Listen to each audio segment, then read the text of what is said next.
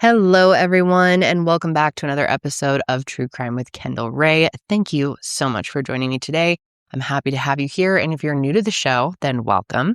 Thanks for being here, and make sure to click subscribe so that you never miss an upload from me. So you guys, today we are going to be talking about a case that I have so much to say about. Oh my God. This is one I think you will also have a lot of opinions on. I think I know where the majority of you are going to fall when it comes to this case, but it is one of those that has, people divided. Even though I think it's a very small amount of people that fall one way. Today, I'm going to be telling you about the devastating murder of 25-year-old Heidi Firkus.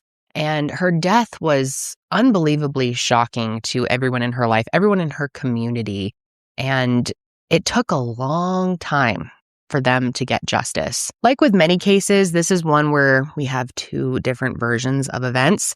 And I am very interested to see where you all fall, to see what you think, which version you believe after I present all the evidence to you. Although, like I said, I think I know where the majority of you are going to fall on this one. But with that being said, let's go ahead and get into this case. And I want to start out by telling you about Heidi, who was an amazing woman. So Heidi Marie Erickson was born on December 14th, 1984, to her parents, Linda and John. And she had two older brothers, Peter and Joel, who she always looked up to. She was a lifelong resident of Minnesota, first born in Roseville, but their family later moved down the road to Falcon Heights, where she and her brothers were raised. And as a little girl, Heidi was said to be very active. She loved playing basketball and tennis, but she also had a creative side about her. So she was always drawing and painting, just anything that got her creative mind going. And that's something that really stayed true as she got older. Heidi's friends have said that she was always hand-making cards for people and gifts, and she was always trying to find ways to express her creativity. And they also say that she was very much a peacemaker, that she didn't like any kind of tension. She liked to keep things light, fun, and goofy. And Heidi was definitely someone who was more on the outgoing side, as well as confident and very comfortable in her own skin. Plus, she was very intentional in the way that she spent time with others. It's been said that you could feel that she was happy to be with you, and she made people feel heard and seen no matter who they were. And I love that description. I think that's such a unique and beautiful way to describe someone, that you could feel that they were happy to be with you. So I think it says so much about her genuine character. Heidi was really someone who brought joy and a genuine love of life to really everything that she did. And one area of life that was very important to her was church. She grew up as a member of the Calvary Church, and her faith was just a huge part of who she was.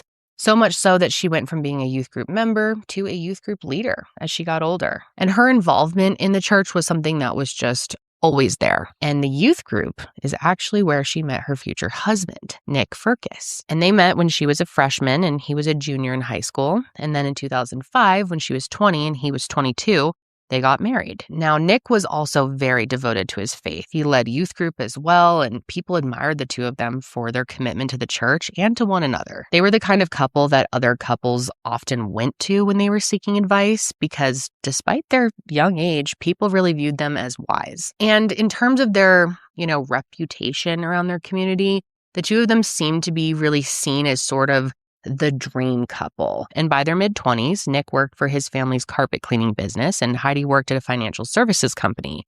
And in 2007, they bought their first home together in St. Paul. And so for anyone, who was on the outside looking in, it seemed like these two really had it all. And of course, nobody truly has it all, but they had their health, and they had their families and their friends and their church, and they already had a house, and they were, so admired by people in their lives. So life seemed to be pretty good for the Firkuses.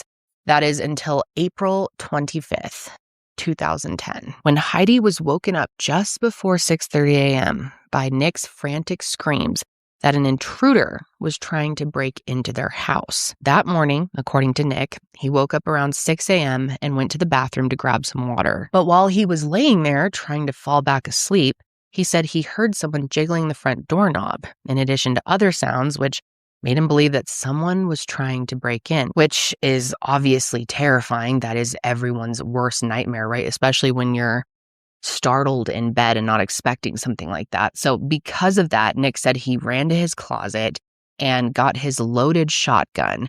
And then he woke up Heidi and told her she needed to put shoes on. Someone was breaking into the house and they needed to get out as quickly as possible. So of course she did. And as she was running down the stairs in front of him, Heidi called 911 and reported that someone was breaking into her home. However, 38 seconds into that call, a loud gunshot rang out and the call cut off. State Patrol 911. Someone's trying to break into my house. What city are you in? St. Paul? I'm in St. Paul. Hang on just a second. What address are you at? 1794. 1794 what? 911, where's your emergency? Stay with 1794. Minnehaha Avenue. Minnehaha. Someone's trying west? What you just heard is the terrifying and heart-wrenching call of 25-year-old Heidi Firkus being shot in the back as she attempted to flee through the kitchen towards their garage. Then just 65 seconds later, a second 911 call was placed, and this time it was from Nick Firkus, and he is absolutely frantic, and he is saying that both he and his wife had been shot. State Patrol 911. Somebody just broke it out. You shot me. Okay, are you in St. Paul, sir? Okay, let me get you right in there. Hold on one second. Okay, hold on a sec.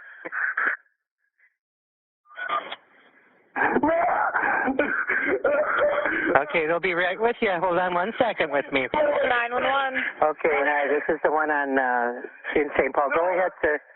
No, sir. No. Hello? You in a house or an apartment? What's the problem? When I was been shot, somebody broke into the house. I've been shot. Wait, you've been shot? Yes, please. Okay, stay on the phone with me, okay? Okay. What's your name? Stay on the phone with me. Who shot you? I don't know. Somebody broke into that house. No. Okay, stay on the phone with me, okay? Do not hang up. No. So obviously Nick is just out of his mind with fear. He is terrified, and he certainly sounds that way.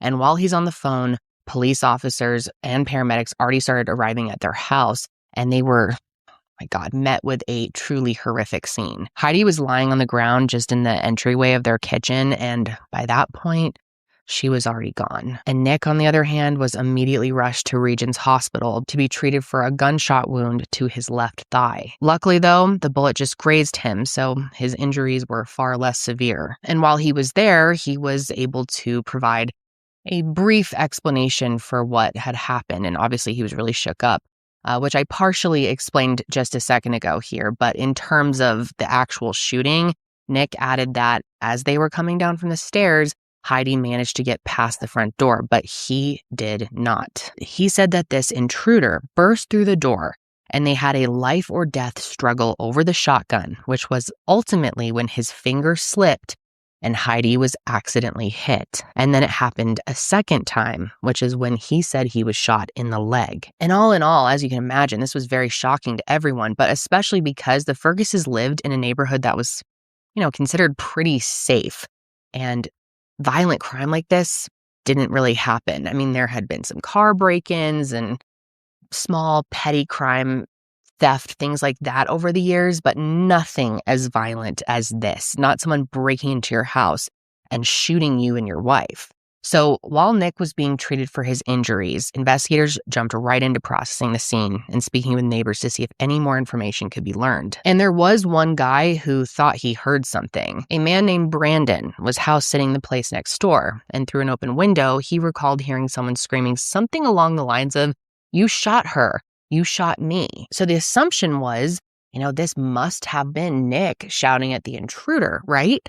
But the closer investigators looked at the scene, they were less convinced that this intruder even existed. And I'm sure a lot of your minds were already going there. But That doubt only got bigger when Nick gave a more formal statement that afternoon. That evening, Nick hobbled into the police department on crutches, and for the next 2 hours, he sat with Sergeant Gray and recounted in much more detail the events that transpired earlier that morning. Take a listen. All right, so you're sleeping, Mm-hmm. and then what happens next then? Well, because I get up for work about 6 every morning, Yeah. I kind of got up, but we didn't need to be up until about 9 to go to church. So I got up and went and got a glass of water from the bathroom. Okay, so you woke up at what time? You think? About 6 a.m. So you're up around 6 a.m., go to the bathroom, get some water. Yep, go back to sleep, but just kind of fitfully sleep for 10 or 15 minutes, and then I heard the screen door open. What I did is kind of let it go for a little while, but then I started feeling with our doorknob. And like, what are they doing? Are they just going like this? Yeah. Kind of like that? Yeah, just shaking the knob and Okay. shutting the door. And is Heidi still sleeping then? Yeah. So what I did is I grabbed my shotgun out of the closet. Okay. So you're hearing these noises, someone's, kind of monkeying around the door downstairs. Mm-hmm. You go to the closet and grab the shotgun? Mm-hmm. And then I wake up Heidi. Okay. She's, when she gets woken up from the sleep, she gets startled Yeah. in general. And I said, Heidi, somebody's fiddling with our knob and trying to get into our house. Let's get your shoes on and let's go out to the garage. Let's get out of here. Why go to the garage now? Because that's where our car is. And we didn't want to be in the house if somebody was trying to get in the house. And so I said, call 911 and then let's head to the garage. Okay. She called 911 then? She called 911. Okay. That's right. After that part, though, things started to get much less believable. All right. So you going first down the stairs, or is she behind you, or is she in front of you, or what? She's in front because I'm kind of trying to move her along quickly. Yeah. And then I'm right behind her. Yeah. And then she stops at the console table to grab her wallet, which is sitting on the console table. Console table where? Right in front, right by the front door. Okay, in what world would you send your unarmed wife down the stairs first when you're the one who supposedly has a shotgun in your hands? Actually, scratch that. In what world would you ever even send your spouse downstairs at all? Why wouldn't she have just stayed upstairs? And also, who in the hell would think to grab their wallet in that situation? The whole thing is totally illogical, and he was called out on it. It seems kind of odd to me that you guys are going to leave your bedroom. There's only one way in, one way out. Mm-hmm. To go downstairs, then go up to a garage that's not secure. I mean, that just seems a little odd to me. Well, we were going to get in her car and leave. Okay. Was the point. But And we can lock it from the inside, dead bolted and everything in the garage. But the whole point was to get away from the house and get out. so what would have prevented you from just sitting at the top of the stairs with the shotgun waiting for them to come upstairs then? Well, when the last time when the police came about Yeah. a year and a half ago, Yeah. Heidi and I we had a conversation about what do we do if something like that happens again. Like, Yeah. In that case, it was the police, but what Yeah. do we? And that's just the plan that we came up with. Just to go to the garage. Is to just get in the car and leave. Okay. And just get out of there. Part of the reason we had that conversation is because I wasn't quick to act, and it frustrated Heidi. Well, I'm just, like I said, I mean, maybe it's just a cop of me thinking though, but I'm sitting here thinking that if I'm in my house, in my bedroom, and someone's breaking in my place, she's calling 911, I'm waiting at the top of the stairs and say, hey, anybody comes up here, you come upstairs and, I hate to tell you this, but my house, I'm justified in killing you if you come breaking in my house. I'm in fear for my life. That's what I'm thinking, Okay, now it wasn't super clear to me what Nick meant when he talked about the other time this happened with the cop or whatever, but either way, their so-called plan to get out of the house still makes no sense. But let's keep going because there's still a lot of bullshit ahead. All right, so you guys come down the stairs, because the stairs are... Stairs over here. You're coming down this way. We turn left. Yep. She swipes her wallet off the console table. So like the console table's right here. Perfect, yeah. She grabs that. And then beelines it to the... As soon as she grabs it, Yep. the door opens. Okay. And so I have the gun in my left. Yep. And so I try to shove the door shut, but it gets forced open. And the guy that was there, I think he saw it. Yeah. I think he grabbed the barrel. And Like down towards the trigger? Or more towards the top. So he's here. I'm handing the trigger. It kind of, he pushes it up against my chest, which I'm a pretty parallel to the console table. And I don't remember exactly what happened, but the gun went off. So my fingers slipped onto the trigger. And it goes off down? Yeah, I mean, I know it hit Heidi. I know it did. Okay. I know it did. I don't know where it hit her, but I know it hit. Did it hit her in the chest, the back? She was running away, so he definitely hit her in the back. Hit her in the back? Yeah. Okay. Something that strikes me every time I see this footage, and I'm sure a lot of you are having the same thoughts, is how unemotional, unfazed Nick is for having just been through what he has been through. He is literally describing someone coming into his home and shooting his wife in detail hours earlier. This is the same day, and he's describing it like he's talking about a football game. And also, up until this point, Nick is claiming to be unaware that he knew his wife was dead. But still, how is there not even 1 ounce of worry in his tone? If you didn't know that information, if you were waiting to find out, you think you would really be able to tell that someone was highly stressed about it, highly concerned, waiting for that information. But Nick, not at all. In fact, and this is mind-blowing, okay, it took an hour and a half before he even asked about her at all. And when they finally told him that she didn't make it, you want to know what this mouth breather said? I figured that. He leans back. I'll show you the clip in a second, but he just goes, I figured that. Like he's talking about not being able to get a tuna sandwich or something. It is, I know we all grieve differently, but I think we can all agree here. What the actual fuck? Well, I just want to know the final answer on Heidi. And I want to know, I just want to know if you found anything yet. This is there's a couple parts of my job that I really hate, and this is one of them. She didn't make it. I figured that. And it's interesting to look at footage of people lying in interrogations. You know, sometimes you have the people who try to act extremely upset and they overreact and it's just ridiculous and it seems fake.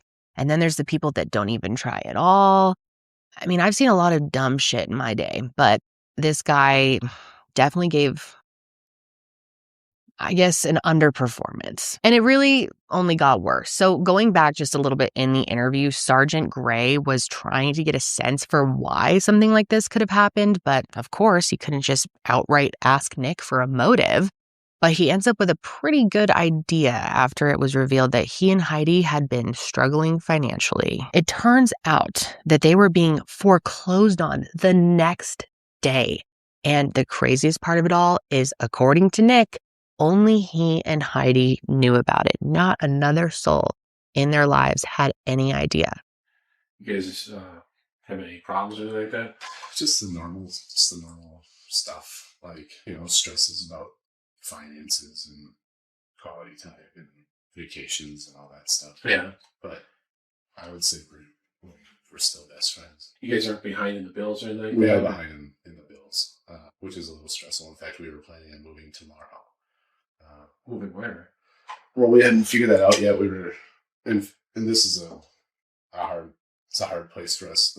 We foreclosed on our house. Okay. We have to be out by Monday. Tomorrow, one of the reasons I brought the van home was also because it has a trailer hitch. I was going to go back to the office and grab a trailer. So you'd be out by Monday? We'd be out by Monday.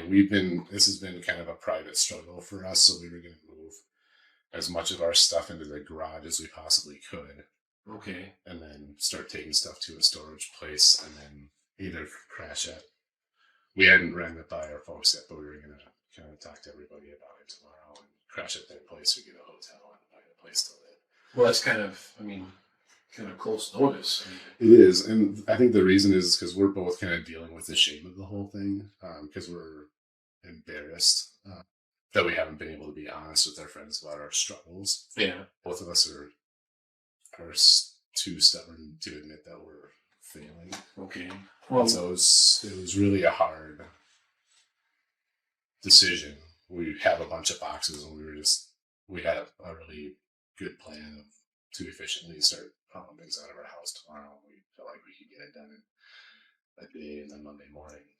So you and her never mentioned this to either set of parents? None of our parents or none of our friends. No one knows about this except you and I. And Heidi. And Heidi. That's right. Okay. And look, I get that it's totally normal to feel a type of way about that, to maybe feel embarrassed or shameful in a situation like that. And I'm not saying anyone should be embarrassed or feel shame about something like that happening, but I get that it would be a common feeling and understandable. But Nick's explanation is that they both decided not to tell anyone because of the embarrassment. And the evidence just doesn't support that. And when investigators were processing the scene that very day, it was clear to them that the Firkuses were not moving. They were not going anywhere. All of their furniture was still there. All their clothes were still in closets. Hell, even their refrigerator was full of food. There were a couple boxes in the dining room, but nothing crazy. There was truly no indication that they were leaving, let alone the next day. And of course, these boxes could be from anything, right? I mean, most of us have boxes lying around. I have several boxes lying around my house in just random places, and I'm not moving. So yeah, that was a huge red flag. Another big issue was the glaring fact that there were no signs of a struggle. Yet Nick said that there was a life or death struggle right there in front of the door. But the entryway table told a different story because nothing on it, not even a glass beer bottle, had been knocked over. Plus, there was no sign of forced entry. And the way Nick told the story, that intruder had burst through the door, but investigators didn't find any significant damage to it at all. I will note that there appeared to be some tool-like marks on the frame, but I'll explain later why this doesn't make his story true. Speaking of the door, though, investigators did something super smart. They decided to reenact to see if someone from the upstairs bedroom could actually hear if someone was downstairs jiggling the doorknob, like Nick claims that he heard. And no, they couldn't. Couldn't hear it at all. So that part didn't line up either. So clearly, at this point, their suspicion about him is pretty high. The problem, though, is Nick lawyered up very quickly. Just a day after Heidi's murder, his family got him an attorney, and the attorney advised him against speaking to the police at all. So he stopped cooperating, and he wouldn't even go speak with their sketch artist. And I've actually never heard of someone doing this, but he ends up hiring his own sketch artist who drew a portrait of the person he said was responsible. And they brought that image to the police themselves. And when they released that image to the public, no viable tips came in, at least not right away. And even though investigators definitely had their strong suspicions that Nick was behind this, they didn't have proof. The case was very circumstantial. So from an investigative standpoint, the efforts to get justice stalled. And then in the weeks and months that followed, people in St. Paul were torn. Nick had his whole family and several friends who believed that he was a victim in all of this. But Heidi's family and her friends couldn't shake the feeling that her husband, Nick himself, was responsible for her death. And what it really boiled down to for most people was money. The day after Heidi was murdered, Nick sat down with his parents and Heidi's parents as well, and he told them everything, or at least his version of everything. He explained that they were in a significant amount of debt and that they hadn't paid their mortgage since September of 2008, and that they were served foreclosure documents in April of 2009. However, he was adamant that Heidi was aware of all of this. He told them that they were embarrassed and ashamed of their failings, which is why they decided not to tell anyone. But if there is one thing that I could stress in this episode, it's that Heidi's family and her friends do not believe for a single second that she would have kept this from them. This was not something that they believed she could have or would have kept to herself, that she is just not that type of person, and the insinuation that she was hiding it for over a year just did not align with her character at all. Plus, it's not like she ever came across as someone who was having financial trouble. She and Nick had gone to Hawaii the February before she was killed, and she told her mom that Nick had recently gotten a bonus at work. If Heidi knew about their troubles, her mom thinks that she would have never taken that trip. It just doesn't make sense. Also, just the idea that they were being foreclosed on the next day and none of their house was packed up. Heidi was way too organized of a person to leave something that monumental to the last minute like that. And then one more thing that I just had to mention. This is so bizarre and stupid. Nick is such an idiot. But when he is talking to Heidi's father and, telling him all of this information, coming clean about everything. Her dad was trying to stay positive and made a comment along the lines of, "Don't worry, the police are going to get this guy." And apparently Nick's response to that was, "They'll never find him." Who says that to someone whose daughter was just murdered? He's talking about his wife. They'll never get him. He's long gone. It's over.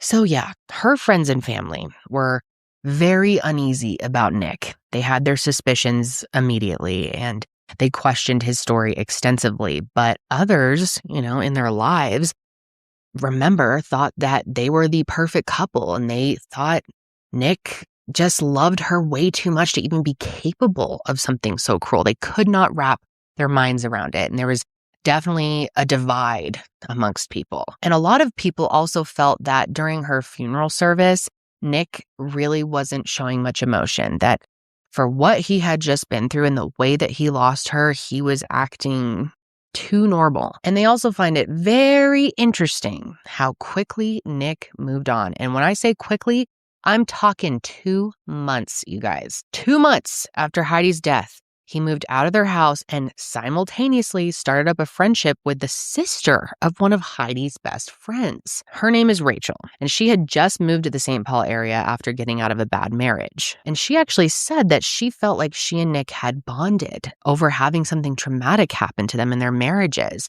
And one thing led to another, and the two of them started dating. Then, within a year, he proposed, and the two of them got married only a few months after that. The nerve of this guy.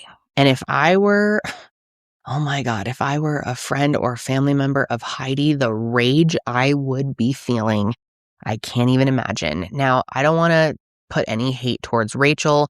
She seems to be very transparent about the whole thing. She says, she fully acknowledges that it moved really, really fast. But at the time, she said it just felt right. And they had, bonded over the trauma and yada, yada, yada. So, yeah. And I do really appreciate this about Rachel. I guess her one request after they got married was that she wanted to go and visit Heidi's grave. She said that she was very aware that she could never replace her, but she wanted to pay her respects. And honestly, I feel like Rachel was really the only person in Nick's family, or like from Nick's side, who had interest in Heidi. When the two of them got married, she says that Nick's parents made it very clear to her that what happened to Heidi isn't something they talk about with other people. It was all just very hush-hush and not to be mentioned. So for a few years, they lived their life. They had 3 kids. And on the surface, much like his relationship with Heidi, everything seemed to be okay. And I've got to just say for a second here, I cannot believe that no one really seemed to be doing anything about Nick. Like, it just seemed like they kind of put it on the shelf. I'm talking law enforcement. And I know that they didn't have enough. It was all circumstantial, but with how suspicious they were and how suspicious he was acting and just the whole story not making sense, I can't believe he just went on living his life. But anyway, another similarity between his marriage with Heidi and his marriage with Rachel was that Nick was in charge of the finances. And that's actually why so many people believe that Heidi was unaware that they were in so much trouble. And, the two of them had a very traditional relationship, and money was part of his responsibility. It was the man's job. Well, anyway, the same went for his marriage with Rachel, and he told her that he had paid off all his debt. That being said, though, they still didn't have enough good credit to take out a loan for a house, so his parents ended up taking one out for them. They put a house in their name, and all Nick had to do was pay them the rent money, and the only thing he was responsible for paying directly was the property taxes. And big shocker here, turns out he wasn't paying them. And Rachel found out about it. Rachel had her suspicions that he was lying to her about something. And then she found a letter from collections in his sock drawer. That's right, this dingus was keeping it in his sock drawer. Round of applause for that. And she knew that he was lying about some small stuff, but a collections agency ended up calling her, which is why she was prompted to look for evidence in the first place. And she must have thought, he would be dumb enough to keep it in the sock drawer. But anyway, on the real, when Rachel found this, you guys, she was absolutely terrified. It hit her in that moment that if he was capable of lying about that in their relationship, then he probably lied about hiding the finances from Heidi. And if he was lying about hiding the finances, he was probably also lying about not killing her, right? 1 + 1 = 2. So she literally packed up her kids in the middle of the night and they left. And a little bit after that, she decided to confront him. And not only that, but she decided to record the conversation, which was very smart. And she really went at him.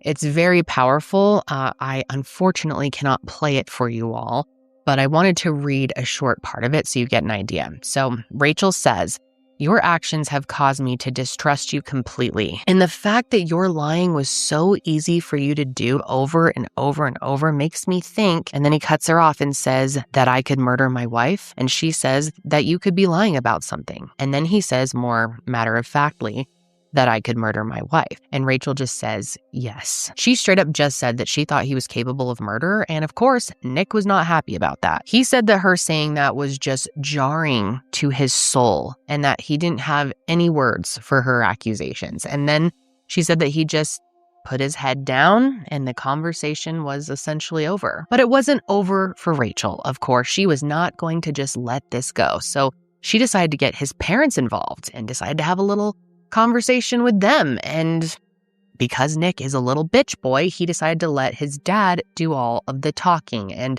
I unfortunately don't have that audio either, but his dad essentially just backed down on Nick's original story about Heidi absolutely knowing about the financial troubles they were in. But Rachel had common sense, and the more she thought about this, none of it added up. She couldn't get over the fact that if Heidi knew, then why was their house not all packed up before they were going to be evicted the next day? And why would they not tell anyone about it? It just didn't make any sense. And you want to know what Nick's dad said in response to these 2 points? For the house stuff, he said that they were packing it up. It was just the early stages of it, which of course makes a ton of sense, right? Everyone, when they pack up to leave their house, leaves it all for one day when they're moving the next day. You know, you always just do it last minute. And as for why they didn't tell anyone, his dad said that their lives weren't intertwined because there weren't grandchildren involved. I'm sorry, but how does not having grandchildren translate to not confiding in your parents about foreclosure? That's a big deal. I mean, the whole thing just sounded extremely off. But anyway, in 2018, Rachel decides that she's done with Nick. And she divorced his ass, as she should. And I'm very glad she got out of there before it was too late, because, I don't know, I feel like she could have ended up just like Heidi. And I really think that hindsight was 20/20 in that situation for her, because after leaving him, she was able to see how strange all this behavior, all this time truly was. For example, he never talked to her about wanting a resolution or justice for Heidi, literally ever. He never brought up like, man, I wonder who killed my wife. Never, not a single time did he ever say anything like that, according to Rachel. And there was even a point during their marriage where investigators thought that maybe they caught this intruder. And not once did Nick even reach out to them to try and get more information about that. In fact, he never, ever called police asking for updates in her case. He was fine just letting that go. Like he told her dad, they're never going to catch him. And of course, I do have to say, I have a lot of sympathy for Rachel and everything that she's been through with Nick. But it does strike me as odd that that didn't strike her as odd. I just cannot imagine. I would be like, don't you want to know? Don't you at least want answers? Aren't you pissed? Like, that would just freak me out so bad. Being with someone whose wife was murdered and not once did they ever talk about it, or didn't just drive them mad wondering what happened, who that was. They just got away with murdering his wife. Oh, it's so bizarre to me. But that brings me to a man named Michael Pye that I need to tell you about. So 5 years after Heidi's murder, a tip came in from someone who was able to identify the guy in Nick's sketch. Remember the one that he had custom made that he commissioned on his own from some random artist? That man was identified as Michael Pye, who was known in St. Paul for breaking and entering into homes, specifically in the early morning hours while people were still home. And you might be thinking, maybe Nick really didn't do it. Maybe this guy did. That sounds like a perfect match. Well, the problem with that is he was in jail when Heidi was murdered, so it wasn't even possible. He couldn't have physically done it. He even spoke with investigators and was like, look, I know I've broken into some houses, but I would never kill anyone. He had actually really turned his life around, and credit's going to prison for helping him get on a better path. And of course, investigators and Michael Pye himself, and I feel like everyone, feels that Nick was trying to frame him. And it's a tale as old as time, right? How many cases have I covered personally, just in the ones that I have covered, where a white guy tries to blame a black man or a Hispanic man or just anyone of color, anyone who's not white, for something that they did. And it really makes sense that that is exactly what he was trying to do, because Michael had actually been in the news a lot the winter before Heidi was killed. So it seems like Nick purposely described him while talking to this sketch artist. And again, it just still shocks me. I'm left feeling so confused about why no one really did anything. I mean, I think it was super obvious that it was Nick right from the first day, from the day Heidi was killed, from that first interrogation footage. I don't know, but for whatever reason, nobody moved forward with charges against Nick. That is until a new badass detective took over the case, and she was determined to finally get justice for Heidi. It was in 2019, right after Rachel divorced Nick, and this amazing woman is Detective Nicole Sipes. And she came in right in 2019, right after Rachel divorced Nick, to look at the case with fresh eyes, and thank God she did. Of course, they had never officially closed the case, but nothing was moving forward. But she went back through everything and brought in the FBI, and together they discovered a lot, specifically as it related to their finances. They created a financial timeline, and long story short, they felt like they could prove that Heidi had no idea that they were going to be foreclosed on. After going through all of their texts and emails, Detective Sipes discovered that not once during the 22 months that they hadn't paid their mortgage did Heidi message Nick about their debt. She also learned that Heidi's name wasn't on any of the paperwork associated with the foreclosure. And additionally, Heidi never went to the eviction hearing on March 8th, 2010. But Detective Sipes did see that Heidi might have been catching on. The closer it got to her death, she started getting emails directly from creditors, and phone records show that after getting those emails, Heidi would immediately call Nick. So I do think she was catching on, and I'm sure most of you agree. And listen to this. The detective spoke with a friend of Heidi's who said that one day before she was killed, Heidi confided in her that Nick said they were the victims of identity theft and that upwards of $200,000 was stolen. So Detective Sipes' wheels really were turning at this point, and she started theorizing that Nick ran out of time to find a solution, so he killed her to avoid the truth being exposed. Plus, when watching his interview back, everything that I mentioned to you guys really stood out to her like a sore thumb, especially the part where they tell him that she didn't make it, and he just goes, I figured that. Then when she found out that he'd done the same thing, financially speaking, to Rachel, that really just sealed the deal. So she decided to try to reach out to Rachel, and at first Rachel was hesitant to talk about it, but she ended up sharing everything with Detective Sipes, including a copy of that recorded audio that she was smart enough to get. And speaking of audio,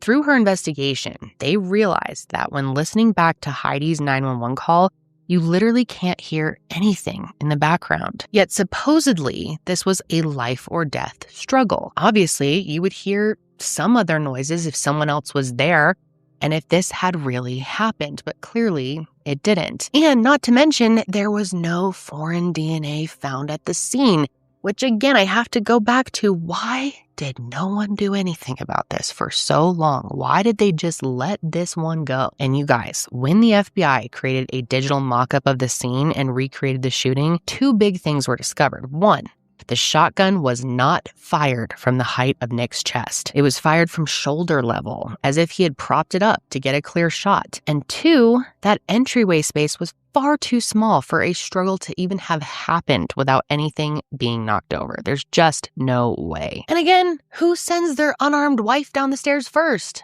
Okay, I just cannot let that go. That is insane. So all in all, the evidence does not support Nick and his version of events, and it did support the notion that Heidi was unaware of their financial situation, and that was the motive in all of this. And so I am so happy to say that 11 years, that part does not make me happy. That part makes me really pissed off, but at least it came 11 years after her murder on May 19th, 2021.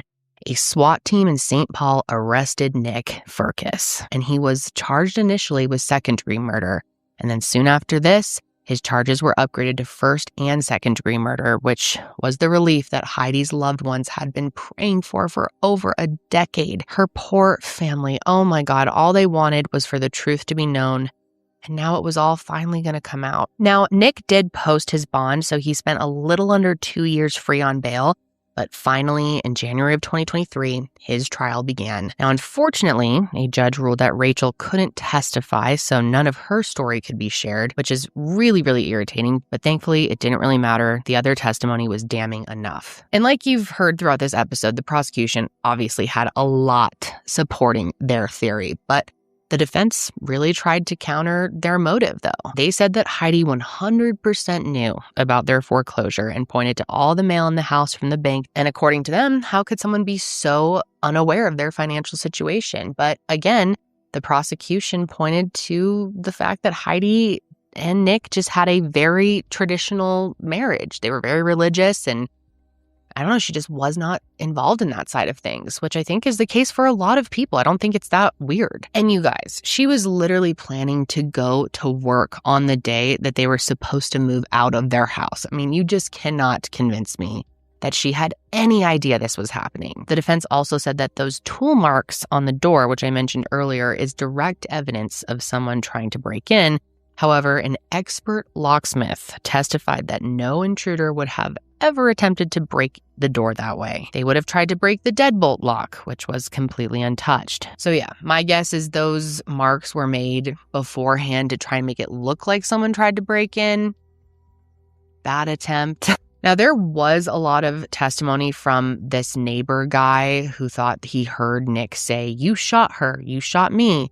But that screaming could have easily been from Nick when he called 911, pretending that an intruder was there. I think that actually makes a lot of sense. And lastly, the timing of the 911 call was a big point of contention as well. The defense argued that Nick wouldn't have had the time to kill Heidi, then stage the scene, then shoot himself before calling 911 in the 65-second gap between calls. And of course, that does sound like a short amount of time, especially because he misdialed 911 2 times before finally reaching the dispatcher. But prosecutors actually gave a demonstration in closing remarks that not only could he have, but he would have had time to spare, which was a brilliant move on their part. And so in the end, the jury thankfully sided with the prosecution. And it only took them 5 hours of deliberation before they came back with a guilty verdict for Nick Firkus. 2 months later, he was ultimately sentenced to life in prison without the possibility of parole, despite pleading with the judge that he was in fact innocent. And he maintains his innocence to this day, which really doesn't surprise me. And what also doesn't surprise me is to this day, there are people who believe him, and maybe some of you do too. And of course, his friends and family do not believe that he would have been capable of doing this still, and they're very supportive of him and his efforts to appeal his conviction. They have made statements that they stand behind his innocence. And Heidi's loved ones, on the other hand, are incredibly relieved to know that the man who was responsible for her senseless murder is exactly where he deserves to be. And I agree. Her mom says that she's relieved knowing that the real narrative is out there. And I hope in sharing her case today, we can keep her memory alive and remember Heidi for all the joy that she brought to those around her. Now, I need to know what you guys think about this case, especially if there are any of you out there who believe that Nick Firkus is innocent and that an innocent man is in prison. I think I'll be really surprised if there are any of you who really think that. But if you do, I want to hear why. Tell me why. But yeah, let me know what you guys think. Just horrible how long her friends and family had to go without justice. That just would have driven me crazy. I can't even imagine. I mean, they are so strong, the way that they handled it all that time. I still have so many questions about it though. I don't understand why no one did anything for so long. Man, it's crazy. I'm just thankful at the end of the day that Heidi got justice. And it makes me, of course, and I've said this so many times, cases like this always make me think about all the people out there who haven't gotten justice in a similar situation, whether it's a framed suicide or a framed break-in or whatever it is, and their killer has gotten away scot-free and no one questions it to this day, or not the right people question it. But yeah, I don't know. It's a crazy world we live in, you guys. But that is going to be it for me today. I will be back next week, hopefully. I am currently 33 weeks pregnant. When you see this, I believe I'll be 34. So we're going to take it week by week here. But thanks for joining me today, and I will see you next time.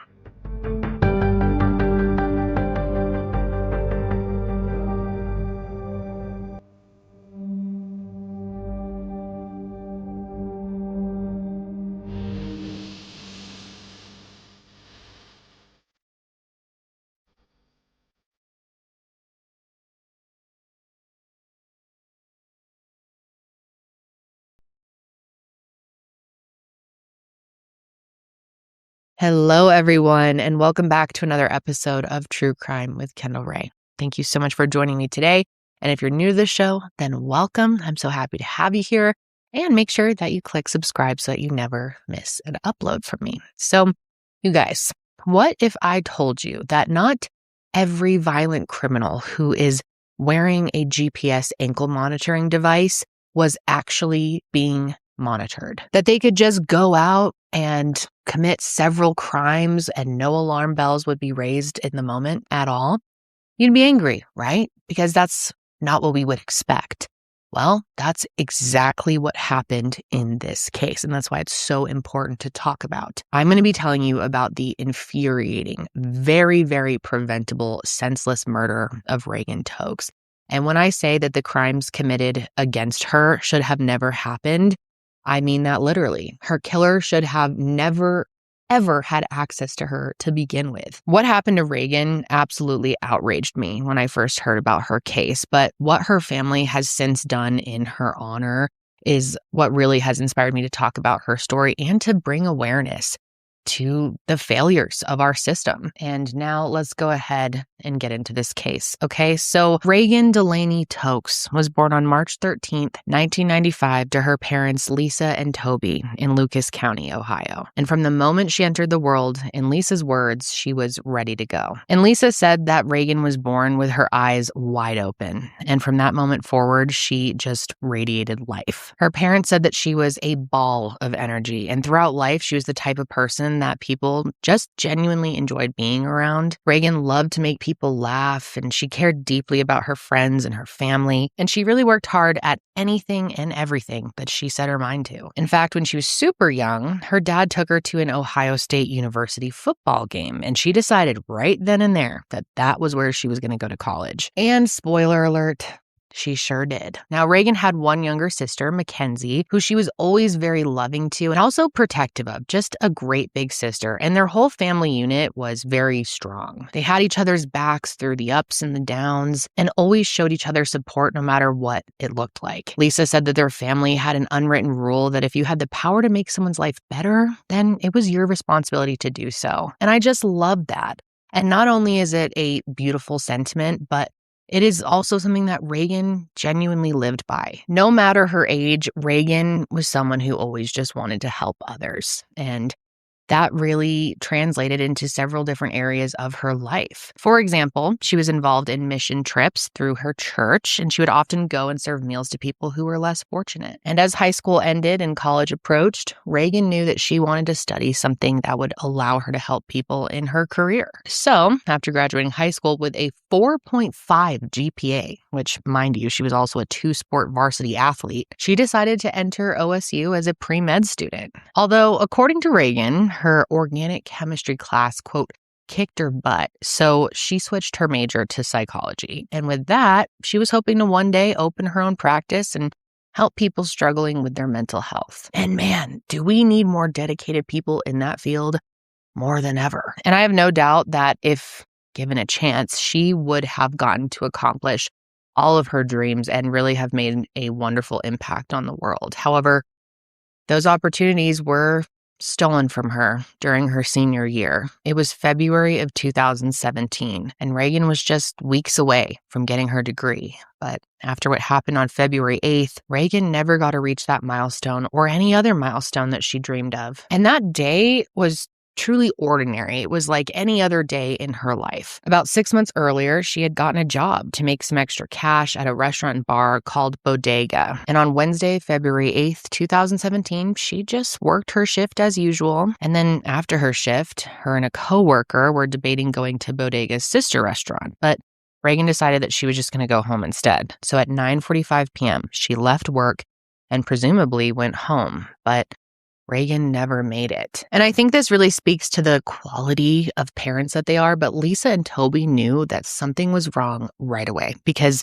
for some context, Reagan was the kind of daughter who spoke to her parents every single day, and she was especially good at letting them know when she made it home from work. And when she first got this job, they were not wild about it. They were anxious because it was in an area of the city that they didn't particularly love, that they were worried about her being in at night. And so keeping them posted on when she made it home was just her way of easing their concerns, which also shows what a caring daughter she was. But they never got a text from her that night, letting them know that she got home. And it worried them enough that they stayed up for the next 4 hours trying to get a hold of her. And eventually, her phone even started going straight to voicemail, which of course didn't make them feel any less nervous. Lisa had spoken to her earlier that day while she was at Walmart, and she remembers that vividly because she had accidentally crashed into a stand of bananas while they were on the phone, which I thought was kind of a funny story. But somehow between that conversation and now, Reagan had gone silent. Then that next morning, her roommate started to get worried as well because not only was Reagan not home, but it didn't look like she had slept in her room. But at first, they of course, tried not to jump to the worst case scenario right away. She and one of her roommates did have plans that morning to walk to class together, but because it was midterms, she thought it was possible that Reagan woke up early to go to the library. By early afternoon, though, everyone was in agreement that something horrible had to have happened, that this was just not in her character to be ghosting everyone in her life. Her roommates ended up deciding to just go to Bodega themselves and ask some questions, and when they were there, an employee ended up calling 911 to report her missing, and not because her family didn't want to do it. And this is confusing to me, but Lisa said that Reagan's job had to be the one to call and report her missing because they were the last one to see her, which is shocking to hear and makes no sense. And I feel like, I know anyone should be able to file a report, but let's be honest, there's so much bullshit when it comes to filing a missing persons report. People are constantly told incorrect information. It wouldn't surprise me if that's what happened here. Hi. So we've had a employee leave work last night, and she has not been home. Her phone is off. Nobody can find her. So I wanted to see what I could do about filing a report or getting any kind of documentation down. So she left work and you haven't heard from her? And, like, she didn't report today? Correct. Her mom's been calling, looking for... we can't find her car around work. I called the jail, and they said she wasn't in the Franklin County Jail. So, okay, we can just trying to see what my next step is here. If you have her address, we can send the police to her house to do a well check on her. Well, actually, her roommates are here. She hasn't been home at all either. That would be the next step is a well check. Unless, do you want to make a missing persons report? Yes. Okay, how old is she? Kristen, how old's Reagan? She's 21. 21. And how you spell her name? It's Reagan, Reagan. What's her last name? And Tokes. But anyway, an employee reports her missing. That's all that really matters. So she is reported officially missing at this point. As you can imagine, the early morning and early afternoon were just filled with panic for everyone, especially her family. Reagan's sister Mackenzie posted on Twitter about her disappearance, which she actually said she debated whether or not she should share it. She was worried that if Reagan was found, that she couldn't take back the post, but she did end up deciding to just go ahead and tweet about it, and it gained traction super quickly. But what nobody knew at the time, though, was that Reagan had already been found. Hours earlier that day, someone driving into the Scioto Grove Metro Park spotted a body that, at first glance, he couldn't tell if it was real. He sounded pretty freaked out in the call, and he wasn't sure if it was a mannequin or something, but it was real. And it was Reagan. She was naked, and she had suffered 2 gunshot wounds to her head. At the time, though, nobody knew it was her because investigators didn't find a phone or a wallet or anything that would identify who she was. The only identifying features she really had was her necklace and then this small tattoo of a circle that she had on her side. And so for several hours, she was just considered a Jane Doe. There was a girl who had run away just one town over, so they were thinking maybe it could be her, but within an hour, they were pretty confident that it wasn't, because around that time is when they got word that a senior at Ohio State had been reported missing, and her description matched that of the remains they had found. To be sure, though, detectives ended up going to Bodega to speak with Reagan's friends directly, and that's ultimately where they learned that she had the same tattoo as their victim, and that necklace she was wearing was the same one that Reagan wore. And pretty soon after that, Lisa and Toby got the call that no parent should ever have to receive, that this body they found was their daughters. In an interview she gave, Lisa described feeling like there had to be some kind of mistake. I mean, this was her child, who she had just spoken to the day earlier. There was just no way that she could be gone. She could not wrap her mind around it. But this body was Reagan's, and their worst nightmare was literally unfolding in front of them. And on top of it all, they weren't there. They no longer lived in Ohio because they had moved to Florida just a few years prior for Toby's job. And so Reagan's uncle, who lived only a few hours away, ended up having to be the one to make that incredibly difficult identification of Reagan's body. And this was every bit as painful and beyond devastating as you can imagine for everyone. Reagan's murder was just so heart-wrenching, and it left a lot of people in the community feeling terrified. Nobody knew if there was some, crazy violent person on the streets, and quite frankly, there was. None of her roommates were even able to go home that night because they knew that her killer likely had her wallet, which meant that he had access to her ID with her address on it. And one of the first people that investigators turned to right off the bat was Reagan's very recently ex-boyfriend, Jake, which, makes sense for them to look at an ex-boyfriend, of course. But that being said, they cleared him very quickly. Not only did they have a very amicable, mutual breakup, but he also had an alibi for that entire night, so it was easy to rule him out. So, of course, their next step was to retrace Reagan's movements from the day, and that included leaving her house to go to work and leaving work to go back home. And they did find surveillance footage from both of these times. However, in both instances, nothing appeared out of the ordinary. And understandably, the footage of her leaving work was the most critical because that was the last time that she was seen alive. But genuinely, nothing about it really stood out. Nobody got up and left behind her, and nobody could be seen out of the window following her into the street. One thing investigators did consider was that her murder could be related to a string of attacks happening to young women in that area. Apparently, there was some sicko pretending to be an Uber driver, and they were picking up drunk women and assaulting them, but that possibility was dismissed too because Reagan wasn't drunk and she had her car, so she wouldn't have called an Uber. And speaking of cars, that ended up being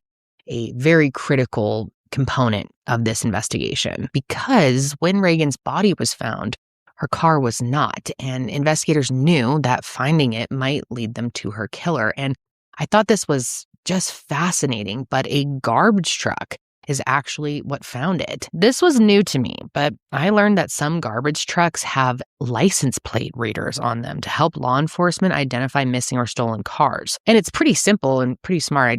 I'm surprised I never have heard of this, but they basically track plates, and then those plates can be cross-referenced into police databases, and they'll see if there's a match. So that's what they did here, and it brought them to Reagan's silver Acura, which was located near a children's hospital. And right away, there were several clues. For starters, the car absolutely reeked of gasoline and had some burn marks on the passenger seat, suggesting that someone tried to light it on fire to hide evidence. And there was also a gas can in the trunk to support that theory. And then after that, they noticed some cigarettes and cigarette butts both inside and outside of the car. And of course, investigators didn't know if maybe Reagan smoked, so they asked her loved ones if she did.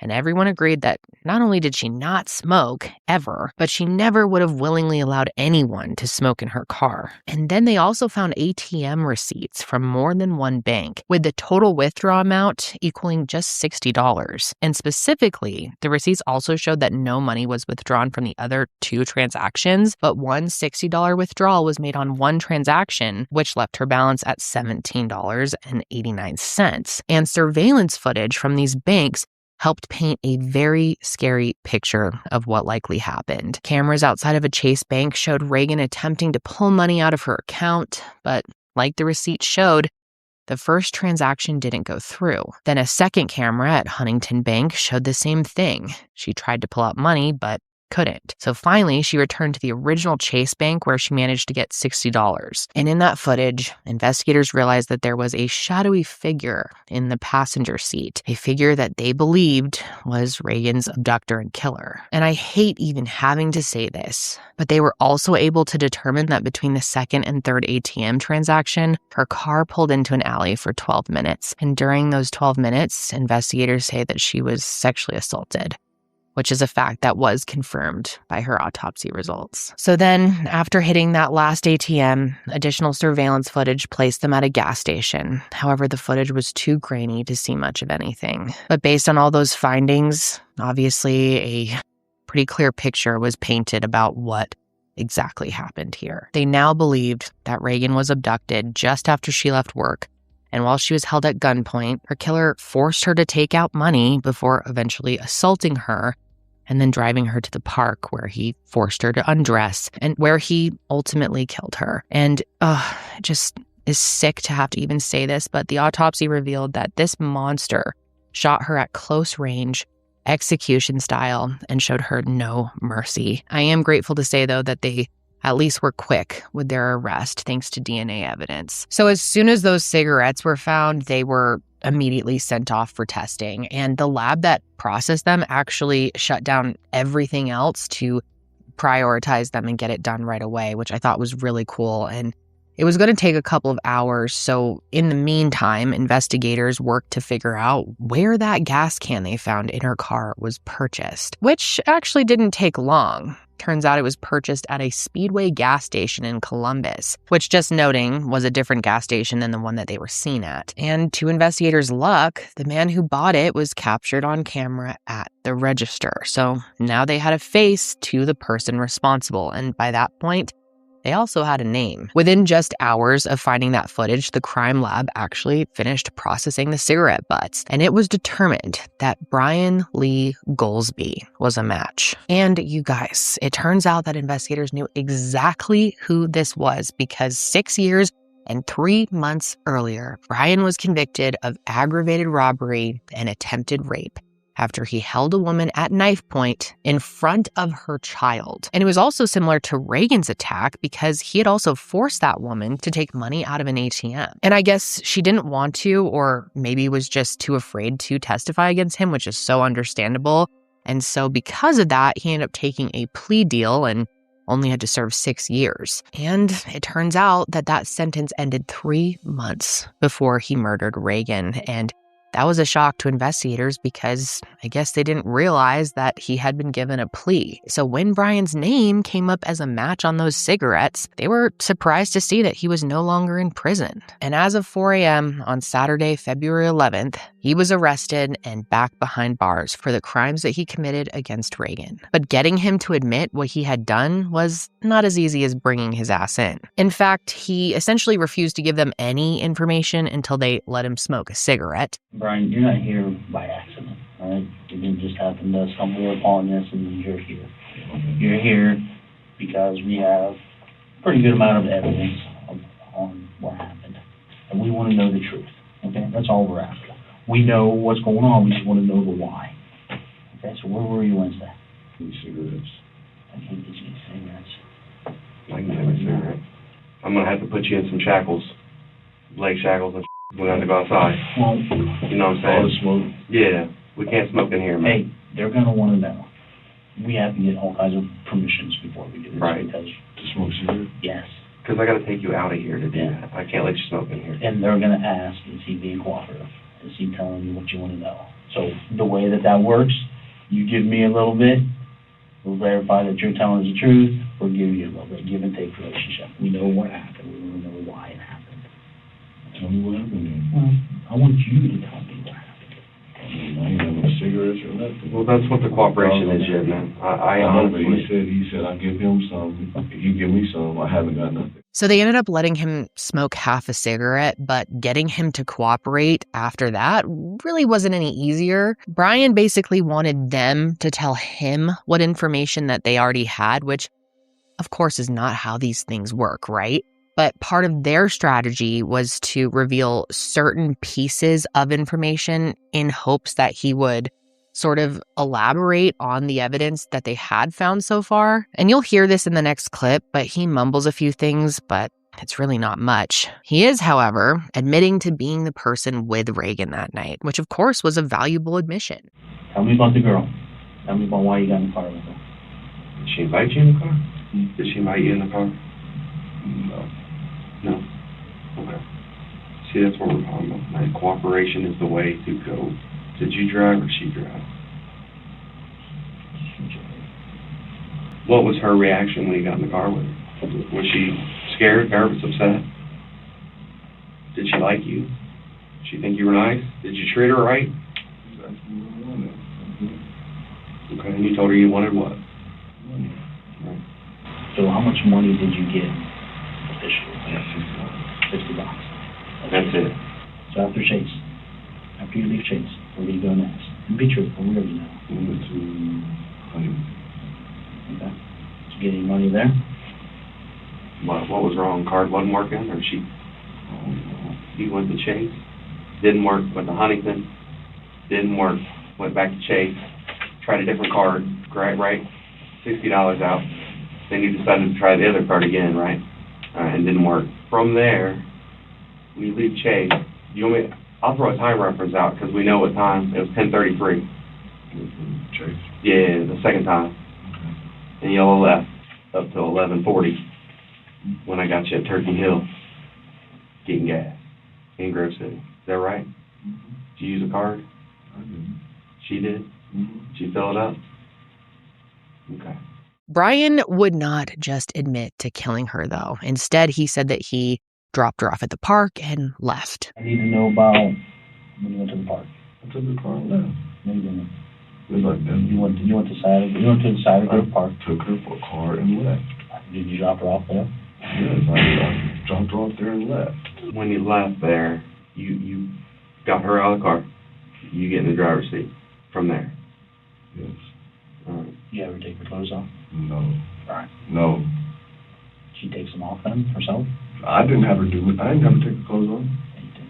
I did not have her take the clothes off. Was somebody with you? No. Okay. I didn't have her take the clothes off. What happens at the park? I leave. There you go. And they even tried the classic tactic of saying, like, hey, man, we know this was an accident. It's not a big deal. You just got to tell us what went down. We can help you kind of thing. But Brian ended up getting even more defensive. I mean, he has been through this once already. You didn't mean to do this. Things got out of control. You panicked. I get it. I understand. Things spiral and get out of control quickly. We've been doing this job for many years. It happens. It gets the best of everyone. Right? Including you. All of a sudden you're doing something and it's going on and these things just get out of control. What is out of control? Out of control means you had to take the clothes off. Right? No. Right. You did. No. No. What is this accident y'all keep talking about? Y'all keep talking about an accident. You shot her. I ain't shoot nobody, man. When's the last time you shot a gun? I never shot a gun. Never. Never. Never, ever, ever. Ever. Why are we at this point here that you're stopping? What? We're at the point because I done gave you pretty much everything I know. And after that, there was just a lot of, pointless back and forth, really, and denials that you don't need to just keep hearing. But eventually, the story did change. Investigators basically decided to give Brian sort of an out to see if they could get more information from him since he was being so stubborn. So they brought up the idea that maybe there was a second person in the car. And man, did Brian take that bait. He told them that there was a second guy there who was trying to kill his family if he didn't get him $2,000 to $3,000 that night. And he tried to say that this was like a guy that he knew from middle school. When you were smoking weed with your buddy up on 3rd in the alley, where'd your dude go? Mm-hmm. Back at the beginning, you said you were with your dude. I went back home. 100% he wasn't in that car with you. No, I'm not the one that was in the car. But I think one way you could have controlled her was with a second guy. And you don't want to give me the name of the guy because you don't want to be a snitch.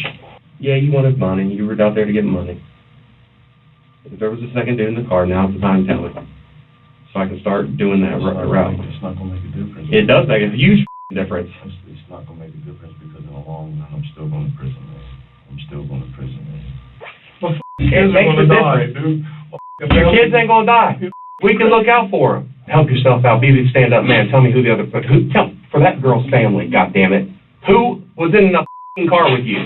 If I didn't bring the money back for him, he used to know me. I used to go to school. Mm-hmm. He was going to kill me.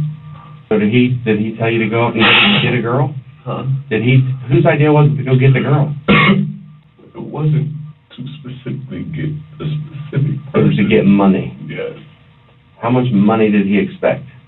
He told me he needed about $2,000, $3,000 tonight, or he's going to go get my family. So. Okay.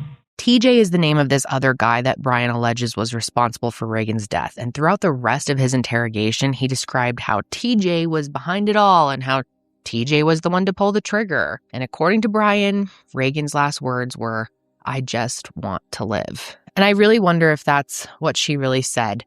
I actually believe him. I think that's probably what she did say. Because I don't think Brian, I don't know, I don't even think he seems like a soulless person that wouldn't even come up with something like that. Like he copied it from what she actually said. So I don't know. What's he go by? What name does he go by? TJ. TJ? Is he black guy? Tall, skinny, fat, brown? He ain't fat. He's like, he's about 5'11", 6 foot, roughly like 210, 220 at the most.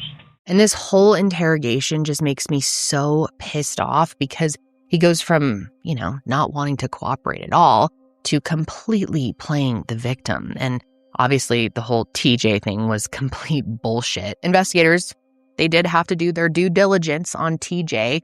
They looked for someone that matched his description, but shocker, they came up empty on that one. So at this point, the one thing they still needed was the murder weapon. And get this, Brian told them that he would tell them where it is in exchange for 2 double cheeseburgers. That's all he wanted. So they got him the cheeseburgers and he told them that it was in a storm sewer in a different part of town. So once they got that, and ultimately with all the evidence they had, Brian's arrest was a given. And he was charged with aggravated murder, rape, kidnapping, and robbery, all of which there was undeniable proof of.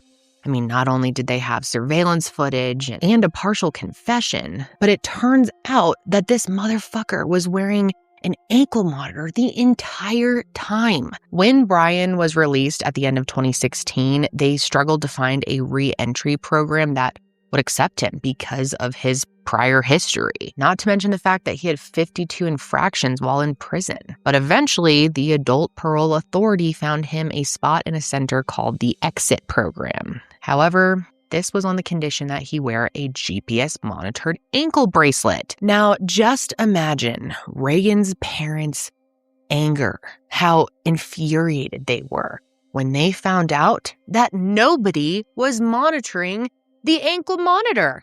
Imagine that. And not only that, but no restrictions were put on it.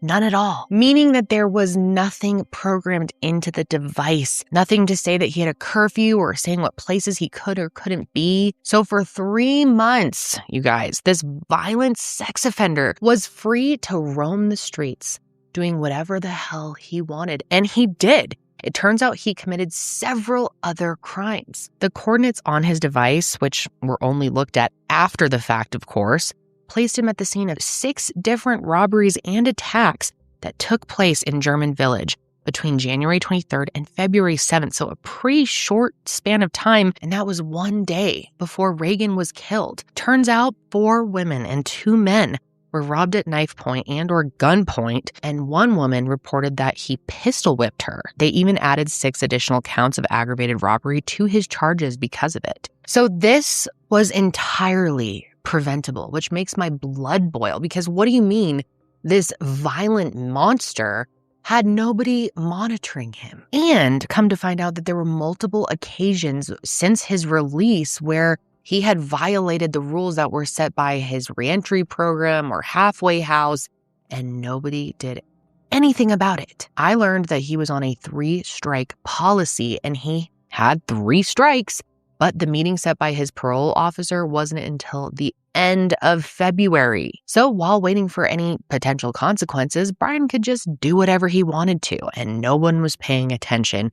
And not only did that put Reagan's life at risk and cost her life, but it also put everyone else living in and around Grove City at risk. And on the night that she was killed, he was captured on a bus's security camera getting on and eventually getting off near the area that she was taken. The ankle monitor then showed him walking the streets until he got to the part of town where she was abducted. After that, the monitor showed that he was moving at a high rate of speed, meaning now he was in Reagan's car. And from there, he was placed everywhere she went that night, including the park that he murdered her at. I do have more to say on this, and yeah, it's just beyond infuriating thinking about this, thinking about how this could have completely been avoided, how this never should have happened.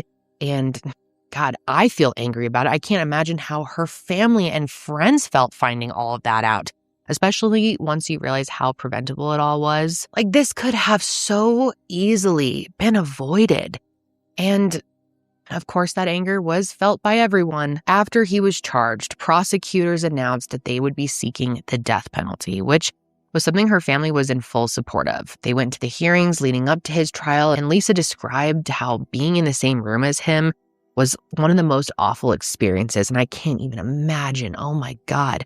And in his trial, which began in March of 2018, prosecutors had to focus on how disgusting and horrific his crimes were because they wanted the jury to sentence him to death. And I don't think there's any reason to sit here and go back through the details because we know what he did and we know he's guilty. But I do want to mention 2 key pieces of testimony that happened during the trial. There were 2 women in Brian's life who took the stand, and both of them said that he confessed to murdering Reagan. Now, keep in mind, this entire time, he wasn't denying the abduction or even the rape, but he stuck to the TJ story when it came to who actually was the one who killed her. Yet both women say that they visited him in jail, and he nodded his head yes when asked if he pulled the trigger. One of them even testified to the fact that Brian came home after the murder, and he gave her Reagan's wallet and purse. Now, she said that she didn't know they were Reagan's or where he got them, which some people debate that she did know. But the point being is Brian was clearly the only person involved. TJ,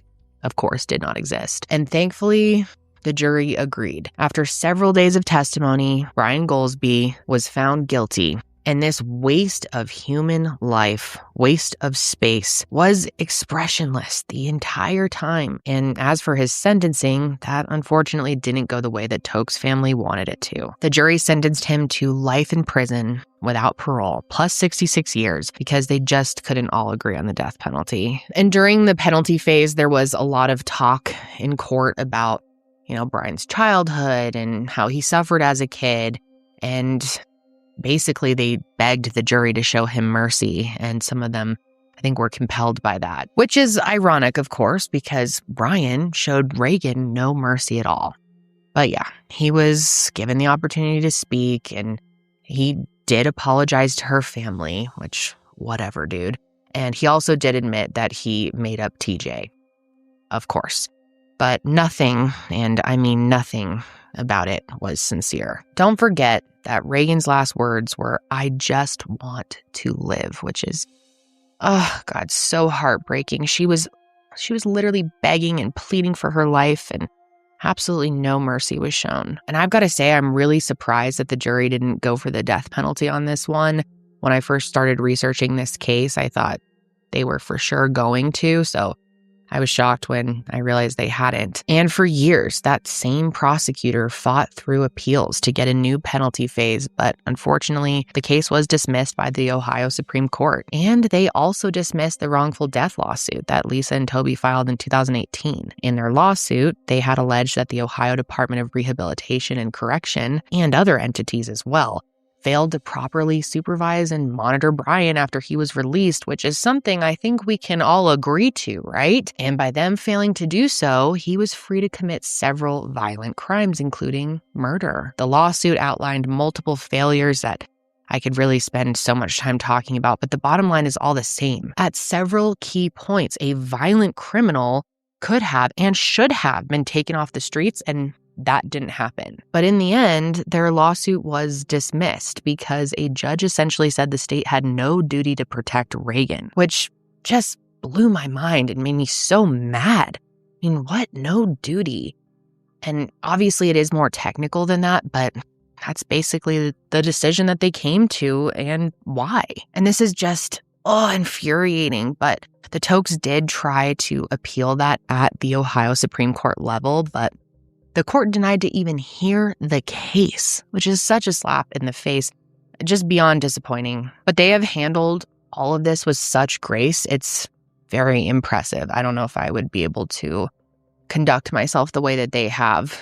And the silver lining at the end of the day is they've really taken all their anger and turned it into action, which is really inspiring. When Lisa and Toby really started to learn about the failures that went on here, they realized that Reagan's case sadly wasn't entirely unique, that this had happened to other people. Maybe you remember Sierra Joggins' case that I covered earlier last year. That one always stays with me. If you don't remember, she was the girl who was biking home from her boyfriend's house when she was abducted and killed by registered sex offender James Worley. That was in July of 2016. And Reagan's murder was in February of 2017. And both of them happened in Ohio. My point being here, these two innocent lives were lost at the hands of known criminals and could have been avoided. And maybe you remember that Sierra's family fought for Sierra's law, which would require the Attorney General's office to establish a violent offender database. Well, Reagan's family wanted to change some laws too,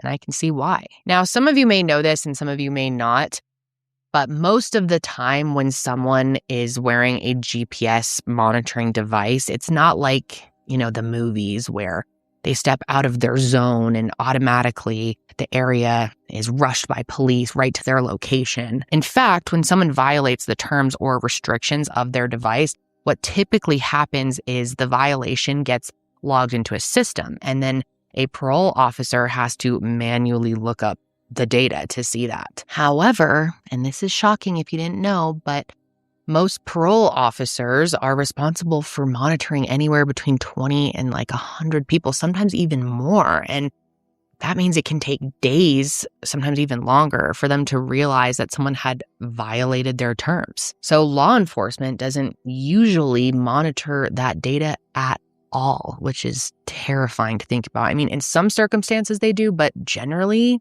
they just don't. Anyway, that is terrifying. And the more that Lisa and Toby learned about it, the more horrified they were, especially the fact that in Brian's case, his device hadn't even been programmed. So yeah, major fucking failure that the device wasn't doing anything. I mean, what's the point of even having it on? Also, can we talk about the fact that it's a giant failure that a violent felon with 52 infractions, 52, while in prison, was able to be released in the first place. I mean, what? Hence the Reagan-Tokes Act that her family has worked tirelessly to pass. And there are two parts to it. And one of them has already been made into law, which is great.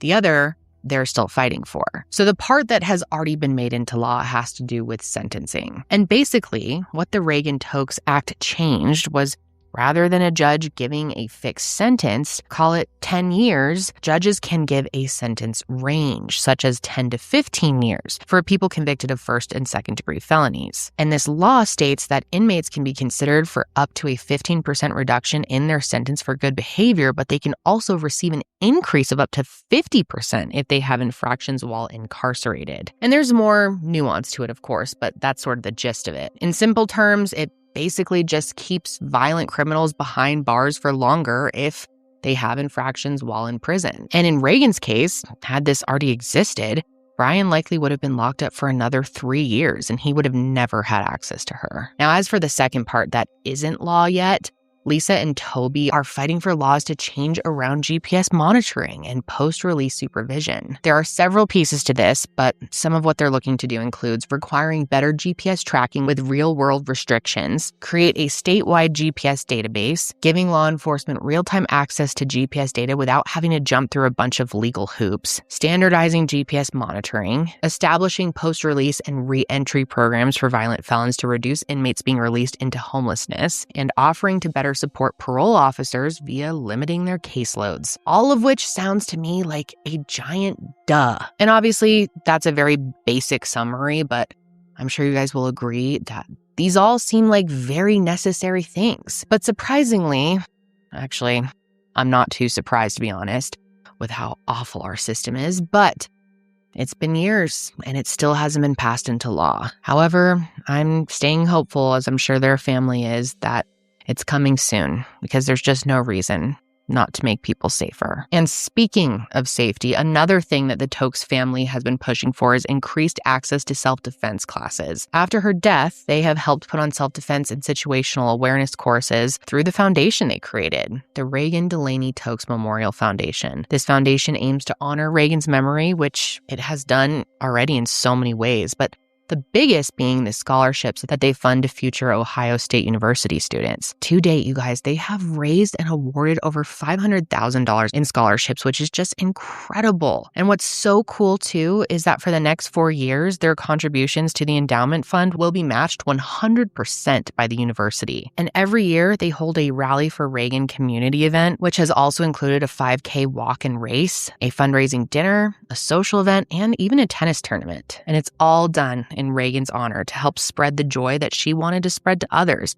and help raise money to keep her legacy going. And then another beautiful way they've chosen to honor her is through a tranquility garden that was built in the park where her body was found. Lisa said that she never wanted to go to where Reagan was found because it was such a dark and heavy place, which is so understandable. And while the garden doesn't take the pain away, I'm sure it really does provide a lot of solace and comfort. Her mom, dad, and sister were also able to walk across the stage at what would have been her college graduation. And you can just see the pain on their faces. It is just heartbreaking, but they did accept her diploma posthumously. Lisa has said that grief is a slippery slope, but for them, falling apart isn't an option. And I just have to say, I am just so impressed with all that they have done.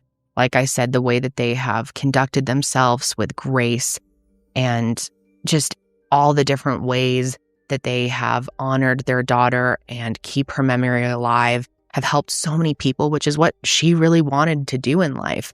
And think of how many people they will continue to help, not only through their foundation and all their work there, but also through getting these laws passed, which I'm confident will happen. And I'm glad they're halfway to their goal. I, of course, plan to make a donation to their incredible foundation on behalf of this channel and all of you who support it.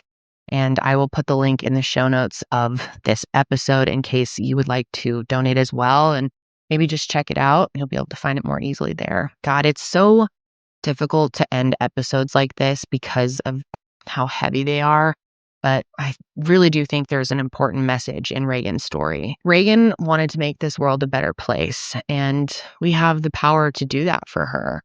So whether it's something small or maybe something big, I'd ask you guys to do something kind for someone else in her honor. The day that this episode airs is actually only one day after the 9-year anniversary of her passing. So it would be really cool to honor her in a small way like that, or just to keep her in your thoughts. But that is going to be it for me today, you guys. Thank you so much for joining me and listening to Reagan's story. I really appreciate it. But I'll be back next week. And until then, stay safe out there.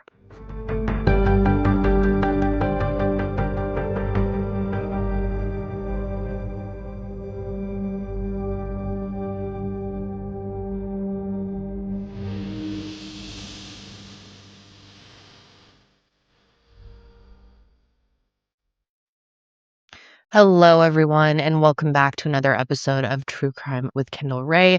Thank you so much for joining me today. And if you're new to the show, then welcome. I'm so happy to have you here. And make sure you click subscribe so you never miss an upload from me.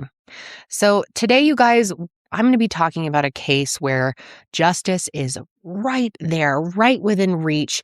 And quite frankly, I'm shocked that she hasn't gotten it yet. It's really frustrating, but that actually seems to be a theme with a lot of the cases that I cover, right? It's one that certainly needs more awareness as this family pushes towards justice that I am very confident they are going to get.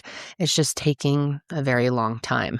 Today, I'm going to be telling you about the murder of 21-year-old Alexis Crawford, who was a college student living in Atlanta, Georgia, when her life was very suddenly taken from her. Her case is one of total betrayal by someone who she truly thought was her friend, and her family thought that she was her friend. It's just devastating the way that this happened. And honestly, cases like this just freak me out because it's a reminder that you never truly know who you can trust in life. And I don't say that to scare anyone, but God, I just cannot believe when things like this happen. It's just hard to wrap your mind around how anyone's friend could do this to them. But I do have to say, legally speaking, that the individuals I am talking about today are, of course, innocent until proven guilty in a court of law. But I do think you're going to agree with me that the truth is crystal clear here. And also, really quickly, I just wanted to share that Higher Hope's 2025 Impact Report is available on our website for you to check out if you want to see everything that we did in 2025. I'm so proud of everything that we accomplished last year, and this report will really give you guys an in-depth look at everything that we achieved, and it's very transparent about how every dollar was spent and where it came from. And I just have to say, I am really wowed by how much we were able to do in our first full year. Of course, we launched in 2024, but midway through the year. So 2025 was our first full year, and it was such a great experience. I connected with so many wonderful people.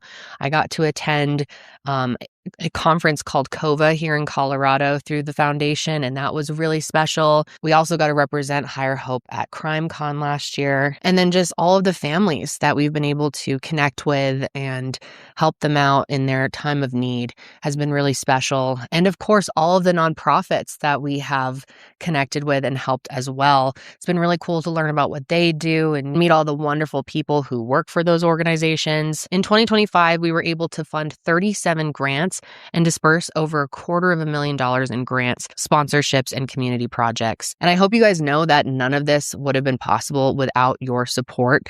Every single time you listen to or watch an episode of any of our shows, it makes a huge difference for us, and not just in the last year, but for years beyond that. Some of you have been here supporting us for a really long time, and I am so grateful. We have really been able to offer so much hope, and it has been really inspiring to me and my whole team, and I'm looking forward to what 2026 has in store. But anyway, let's get into Alexis's case, because like I said, she is one of the many victims who is still awaiting justice. Her full name is Alexis Janae Crawford, and she was born in Athens, Georgia on December 23rd, 1997, and she was one of 10 children to her parents, Tammy and Bobby. And from what I've been able to gather, family meant everything to Alexis. Now, she was often called Lex by those who were closest to her.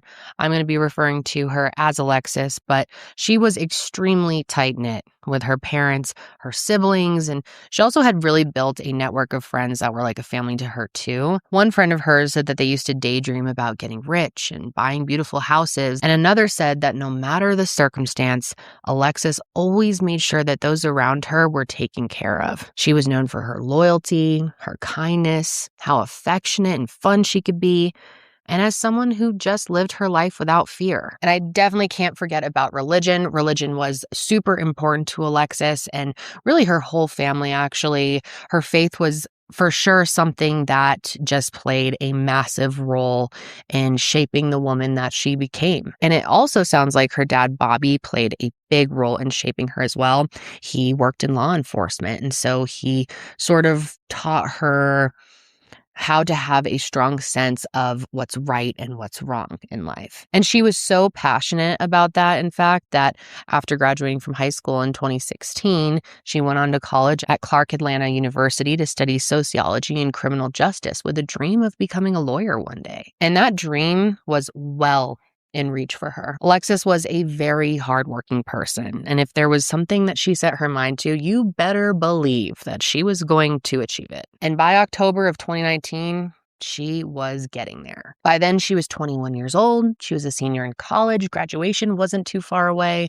And I'm sure a lot of you know what this time in life can feel like when you're close to graduating, either college or high school or whatever it may be, and you're at almost to the end of a chapter, ready to start a new era of your life. The future is unwritten, it's exciting, it's unknown. But for Alexis, this chapter of her life, which was supposed to be filled with promise and excitement for what was going to come in the next chapter, came to a devastating end. According to her loved ones, October 30th, 2019 seemed to be like any other day. Everything was totally normal. Alexis's mom, Tammy, and one of her sisters, Monica, as well, spoke with Alexis on FaceTime. And their memory was that nothing appeared out of the ordinary. Tammy said that Alexis seemed to be in good spirits, and Monica said that she even asked if she could cash out her some money, which she did. And just so you know, that wasn't anything that's been noted as strange. I mean, she was a college student asking her own parent for a little extra cash, so that's not anything to think about too much. But anyway, later that night, her sister, one of her sisters, texted her asking what her plans were for the weekend, because the 30th was a Wednesday and that upcoming weekend was homecoming weekend. So she wanted to know what she had going on. But all she replied back was nothing. And then after this, at 9:03 p.m., Alexis shared a post on Instagram.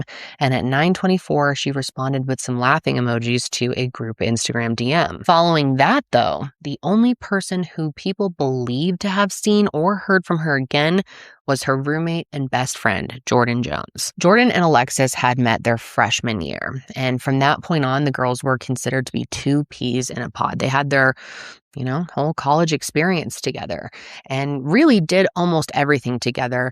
Jordan was even invited to come and spend Thanksgiving and Easter with Alexis's family. If that gives you an idea of how close they were, they spent holidays together. I mean, they're very, very, very close friends. So when it came to their senior year, it was a no-brainer that they would, of course, be roommates. And on the night of October 30th, around 11:30 p.m., we know based on CCTV footage that Jordan drove Alexis to a nearby liquor store where she bought a bottle of Jose Cuervo. After this, though, there was no sign of her anywhere. On October 31st, Halloween, nobody in her family could get a hold of her, which was strange because she usually spoke to at least one person in her family every day. And then on November 1st, she missed class. And then later on, she also missed work. Not to mention the fact that calls to her phone were going straight to voicemail. And that was even more out of character for her. So because of that, her family decided that they needed to go ahead and report her missing. So when investigators first spoke with Jordan, that's when they learned about that liquor store visit on the night of Wednesday the 30th. And that's also when they learned that, according to Jordan, Alexis was gone by the time she woke up. She told them that after she drove her to buy the tequila, they went back to their apartment, and an hour or so later was when she said she went to bed. Now, Alexis had recently started sleeping in the living room, which is something that I'm going to have to come back to and explain here shortly, but just remember that for now, okay? So Jordan last saw her in the living room. Now, her phone, her ID, her credit card, all of those things were no longer in the apartment. Jordan also mentioned to investigators that when she left for classes that day, she noticed that the front door of the apartment was locked, suggesting that Alexis must have locked it when she left, which is something to remember. So with that, the search for Alexis was in full swing, and people really did come together in an effort to find her. Hashtag Let's Find Lex was being posted all over social media, and search teams were canvassing the neighborhood and wooded areas nearby. And it sounds like investigators hadn't ruled out the possibility that she left on her own, but they were definitely looking into this with the possibility that foul play could have taken place. And considering that Alexis was a young Black woman, I am grateful to hear that they listened to her family's concerns and took her disappearance seriously right off the bat. Thank you all for coming. This is a very difficult moment for the family of Alexis Crawford, who has been missing since Wednesday evening and somewhere between Wednesday evening and early Thursday morning. Alexis is a 21-year-old student at Clark Atlanta University, which is a member of the Atlanta University Center, the largest consortium of African-American colleges and universities in the country. A young lady who's got her whole life ahead of her from Athens, Georgia.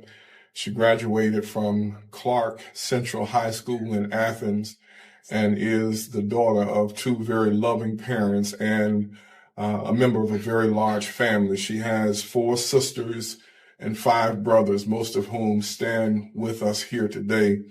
Alexis is somebody that this family loves and cares very much for, and they are praying for her return. But we are here today to ask the people of Atlanta to come forward with help and information that could lead to Alexis's return to her family.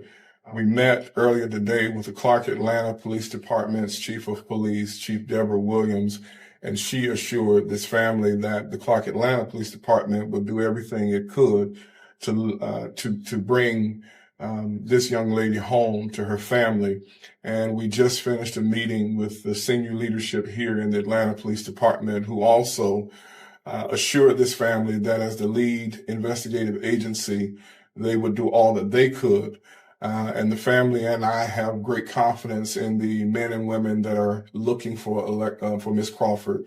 And we have every reason to believe that Atlanta police will get to the bottom of what happened to her. First person that I would ask to speak is Mr. Bobby Wright, who is Miss Crawford's father, who drove up from Athens and has made the determination he's not leaving this city until his baby is found. Mr. Crawford. Oh, baby, I love you, baby. Just come home. Come home, baby. Just come home. I love you. Just come home. I'm not gonna leave until you get home. Very hard time for our family. And if Lexi, she's watching, I just want you to know you always been my role model. You're my strength, my aspirations in life. And I just want you to come home and be safe. And I hope God's walking with you. And please prevent any evil that comes her way. And we're here for you. I love you, Lexi. Submission. Among their early efforts, the Atlanta Police Department looked into Alexis's phone and bank records to see if something there would maybe point to what happened. But if anything, that confirmed that she was not missing on purpose. It turns out that her phone had been shut off and there was no activity on her credit card. And of course, for a 21-year-old to not be on her phone or accessing her money, yeah, that's going to stand out to people. That is alarming. But this also could have meant that she was in some kind of accident, maybe. However, nobody matching her description had been brought into any of the nearby hospitals or anything like that. And of course, that leaves foul play as the only option that really made sense, because Alexis was not the type to just disappear on her own. And pretty soon, they made a discovery that added to their concern. It turns out 3 days before she disappeared, she had gone to the hospital. Specifically, she went to Grady Health Hospital to get a rape kit done after she said that Jordan's boyfriend Barron Brantley had sexually assaulted her. On October 27th, Alexis reported that after drinking in her apartment with Jordan and Barron, he came onto her in a way that made her feel uncomfortable.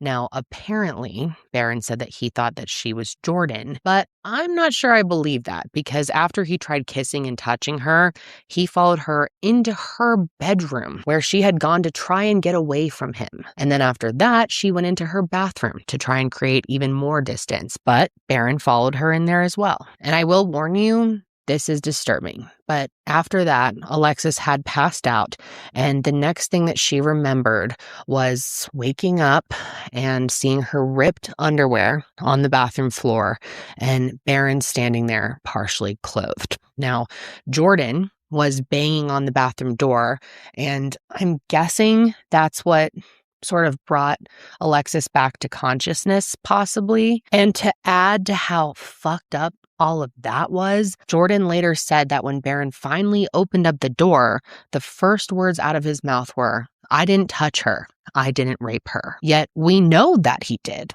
because the rape kit confirmed that his DNA, his semen, was inside of her. And then after that, according to Jordan, he grabbed her keys and the two of them got into an argument in the parking garage before he ultimately took off in her car. And this just pisses me off so much.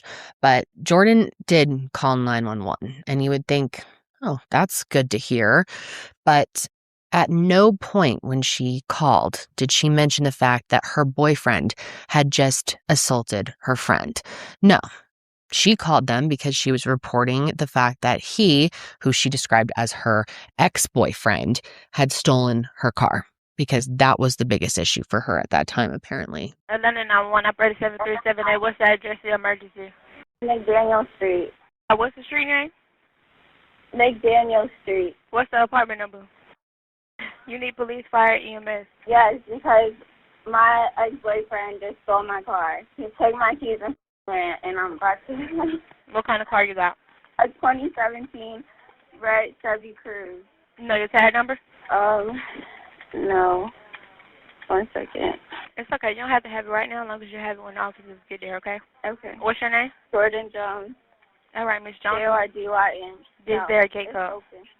All right. We'll get an office out for you. And it's Michigan plate. Okay. Okay. Bye-bye. Thank you. Mm-hmm. Now, we do know that eventually the police were called in regards to what that sick fuck did to her, because at some point in the night, Jordan called this girl named Brittany, who has been described as sort of a mentor to her, and she came over to her apartment. And then around 1 a.m., after learning what had happened from Alexis, she was the one who called 911. I don't have access to that audio, but that's when the first report was made about assault. And then after that, we know that Alexis went to the hospital. Now, here's where things get even more twisted. Despite her roommate and best friend just having been assaulted by her boyfriend, investigators learned that Jordan snuck Barron back into the apartment. It turns out that he had been staying in her room for a few days without Alexis knowing. And remember how I mentioned that she had been sleeping in the living room? Well, that was because of the assault. It was too traumatizing for her to be back in her room where it happened, which makes total sense. But how fucked up is that? The entire time where she's trying to take care of herself and do what she needs to do by sleeping in the living room, she's just a few feet from her attacker the whole time. I just cannot believe that. That is so disgusting. And it gets even worse because there were times where Jordan would go to class and Barron would stay in her room and Alexis would be home.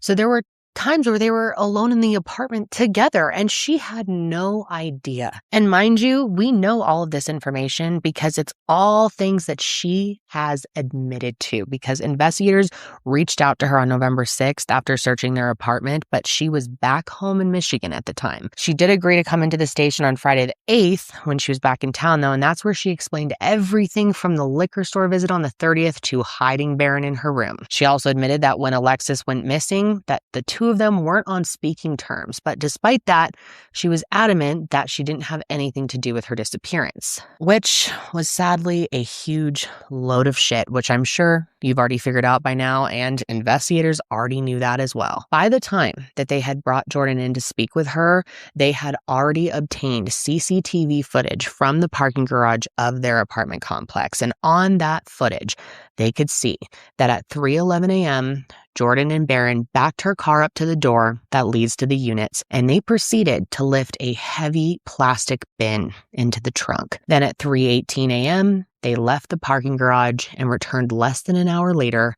at 4:09 a.m. And investigators believe that this was the two of them moving Alexis's body. Of course, this was in clear contradiction of Jordan's story because she said that she never left her apartment that night. So they decided to confront her with the footage, hoping that she would tell them more. And she certainly did. After she couldn't deny it any longer, Jordan finally admitted that she and Barron murdered Alexis in their apartment that night. She confessed that on the night of October 30th, after going to the liquor store, they had gotten into a physical altercation over something, and she couldn't remember what it was over because they had been drinking. But during the fight, Barron appeared from her bedroom and he began to choke Alexis. And investigators later learned in Barron's confession that while he was choking her, Jordan grabbed a trash bag and put it over her head. However, this was not something that Alexis herself admitted to doing. Either way, though, they both likely and allegedly, I must say, took part in her murder, which is just so horrific to think about. I mean, my God, this girl had been in her home with her family on Thanksgiving and Easter. They had been friends for years, and she allegedly helped kill her. And this next part just gives me chills. It is so gut-wrenching, but they said that they knew that she was dying because she was gasping for breath, of course, and she was making, quote, sounds of agony. But after they confessed to all of this, Jordan agreed to take them to Alexis's body. She, her dad, investigators all got into the car and began driving around to different parks where Jordan said that she thought her body might be. And I'm not sure if she was stalling or truly forgot, which is possible because it sounds like she was fucked up. But I guess they went to a few places before they finally found her. And when they did find her, it was brutal. Her severely decomposed body was found at Exchange Park in DeKalb County. They had thrown that plastic bin that they put her in over a hill, and in doing so, her body had fallen out and she was left on the ground to further succumb to the elements. And it was that same day, November 8th, when the discovery was made, and an autopsy would later confirm that her cause of death was, in fact, asphyxiation. We continue to follow breaking news. A missing Clark Atlanta student has been found dead. Police say her roommate and boyfriend now are accused of killing her, one of them leading police to the body in a DeKalb County park. Police holding a news conference about an hour and a half ago. 1 week ago, on Friday, November 1st, the Atlanta Police Department took a missing persons report for Clark Atlanta University student Alexis Crawford, age 21. Today, Alexis's body was found in a park in DeKalb County off of Columbia Drive. Our investigators were led to the location by one of the suspects. As a result, our investigators are working on securing arrest warrants for 2 individuals. Jordan Jones, who's a female, age 21, and Barron Brantley, who is a male, age 21. Jordan had been Alexis's friend and her roommate. While a motive has not been clearly established, the department did take a police report from Alexis Crawford on October 27th, and this is a few days prior to her being reported missing. In this report, Alexis described unwanted kissing and touching from Barron Brantley. Barron, who is the boyfriend of Jordan Jones. Jordan Jones, who is Alexis's roommate and friend. The case has come to one of the saddest conclusions possible and has been absolutely heartbreaking. Following the news of this discovery, arrest warrants were obtained and both suspects were taken into custody. And that's when Barron ultimately made his confession. And he added details like the one about the trash bag that they didn't hear in Jordan's version. He also told them that he cleaned up spots of blood in the apartment, which investigators corroborated during their second search of the house. Using luminol testing, they found 5 or 6 different blood spots that appeared to have been cleaned up. There was also a sponge in the kitchen sink with blood and hair on it. And during their first search of the apartment, they had found a single drop of blood in Jordan's sink, although I can't say for certain if it was related. I will say I'm not totally sure where that blood came from because of course, she was asphyxiated, and normally there's not blood involved in that, but maybe something happened during that physical fight between Alexis and Jordan. That's probably where it came from. But either way, the blood in the apartment did match Barron's story. And this next part pisses me off so much. Investigators learned that on Halloween, less than 24 hours after dumping Alexis's body, the two of them went to a Halloween party as if nothing happened. Went to a Halloween party. You know, there's something about people that can do stuff like this and then just go on and there's been plenty of cases, right, where we've talked about people who go on and either go to work or fucking go to a party after killing someone. And I just don't know how you would even function after seeing something so horrific, after doing something so horrific. I think it just takes, I don't want to say special, it takes a evil type of person to be able to go about your life, especially in a way where you're going on to a Halloween party. It just blows my mind. Turns out they had shut off her phone just before 3 a.m. and that's why calls were going to voicemail. And Jordan even had the nerve to pretend to be worried. She was texting her all concerned and even posted on social media about her disappearance. One story reads, "Thank you to everyone that isn't being negative in my DMs. This is obviously a difficult time for me right now, and I just feel helpless. My heart is really hurting right now. The fact that y'all are telling everybody to blow up my DMs is beyond childish. How about y'all put that same energy y'all putting in to harass me into finding my friend?" You sick bitch. How can you type that out? You're actually concerned about yourself in this moment? God, at least a somewhat normal person just wouldn't post anything, wouldn't say anything.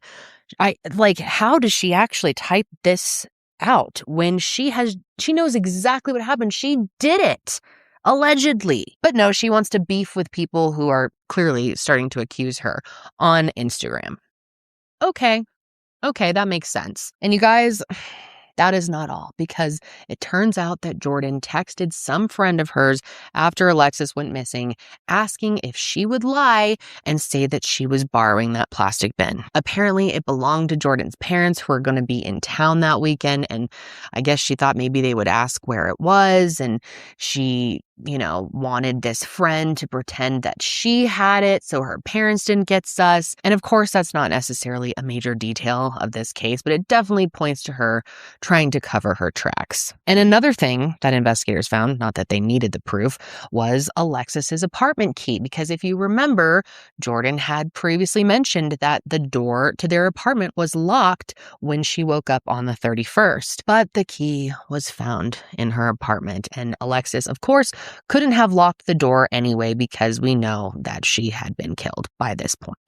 I mean, the evidence just speaks for itself. And can you just imagine for a second what her family must have been feeling like to try and wrap their heads around the fact that Alexis had been senselessly murdered for absolutely no reason. It was completely shocking to them. She's about to go out in the world and really start her life, and now she's dead. And not only do they have to try and comprehend that, but they have to comprehend that it was her own friend who was part of this, who betrayed her, someone that they had in their home, who they trusted. And I know, allegedly, gotta keep saying that, but oh my God, At the very least, though, I'm glad that the judge saw them for the threat that they are and denied them bond. There have been a few times since their arrest that hearings were held to determine if they'd be eligible for it, but luckily, in every one of those instances, it ended up being ruled against. Jordan's attorney tried to argue that because she didn't have a record, she should be eligible, but the Fulton County District Attorney pointed out some key things.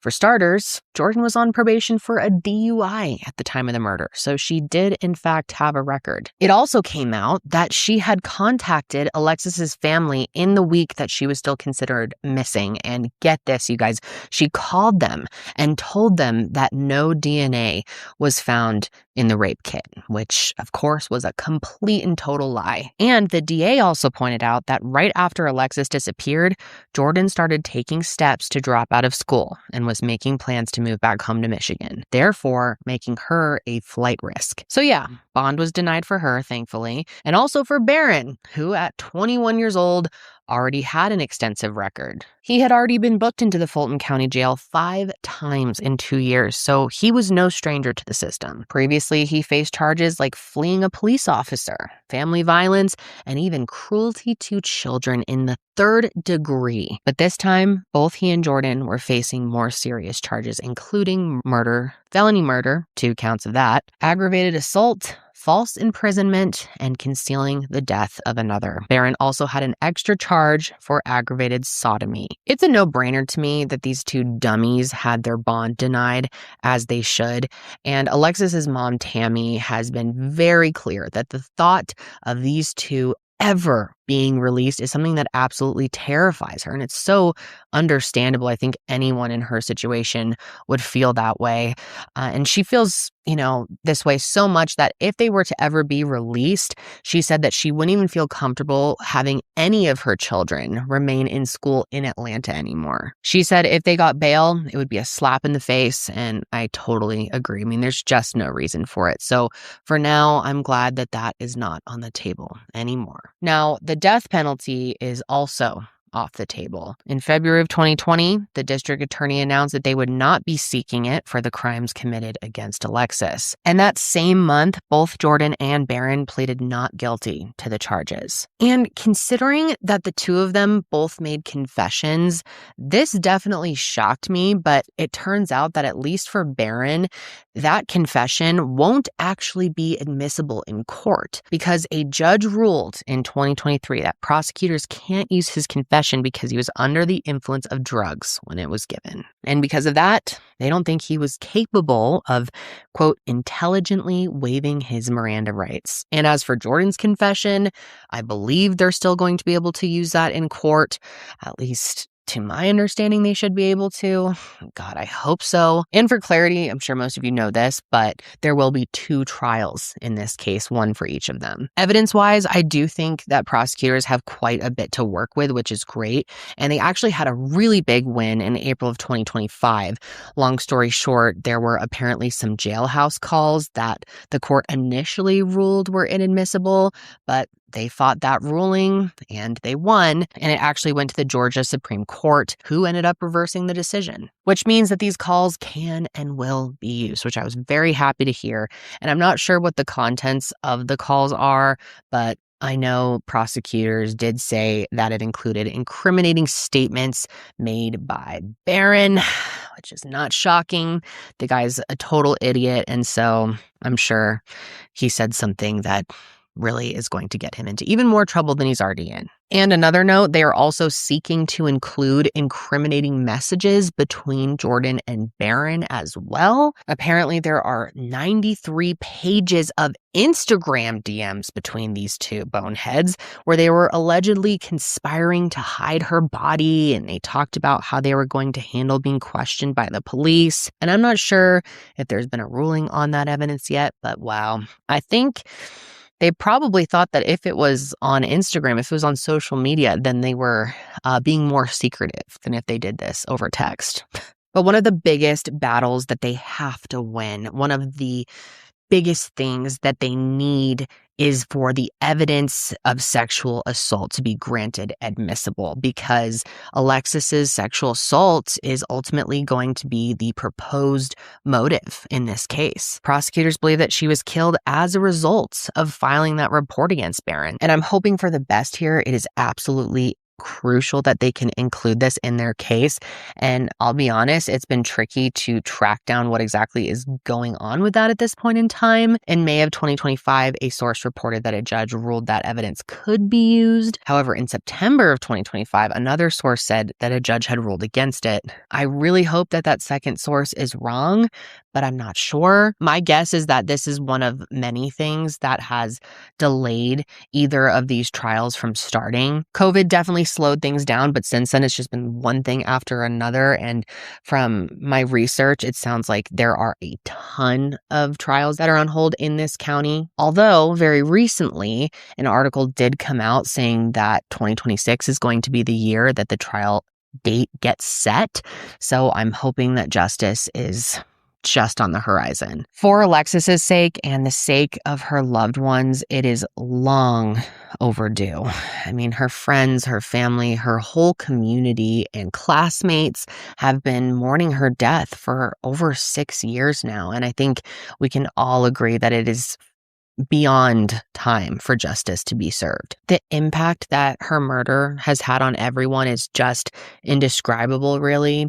Her university had to bring grief counselors to the campus to help students through this, and her family, God, they lost everything. Alexis meant the world to her parents and her siblings, and things will forever be different. Her funeral was held on November 16th, just a week after her body was found, and the sheer turnout of people who came just speaks volumes about the kind of woman that she was and the number of lives that she touched. Friends and family spoke fondly of their favorite memories with Alexis, and prayers were offered to everyone mourning this extremely painful loss. And while it was, of course, a very sad event, they also made a point to emphasize that they wanted the day to be about celebrating her life at the same time, celebrating the good, the accomplishments, the joy, all of the ways that Alexis was loved and showed love in her 21 years of life. Like I said, it's been more than 6 years since she was killed, and allegedly by someone who she truly trusted. And I cannot imagine what the end of her life was like. The thoughts that had to be going through her head, oh my God, it is so hard to even think about what that would have been like. And I'm just heartbroken that her family has to have those thoughts as well. It's been far, far too long without justice, and I hope that I'm able to provide you all with an update soon that she got it and that these sick individuals who are responsible for her murder get what they deserve. That is unfortunately all I have for you guys on Alexis Crawford's case at this time. But her story is definitely not over. I will be back next week to discuss another case, but until then, stay safe out there.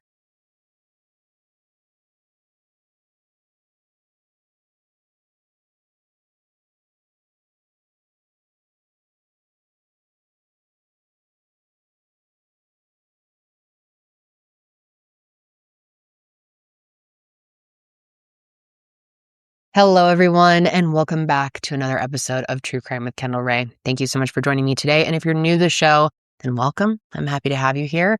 And make sure you click subscribe so you never miss an upload from me. So, you guys, today we're getting into a case that is very, very fresh. And it's one that has been requested so many times.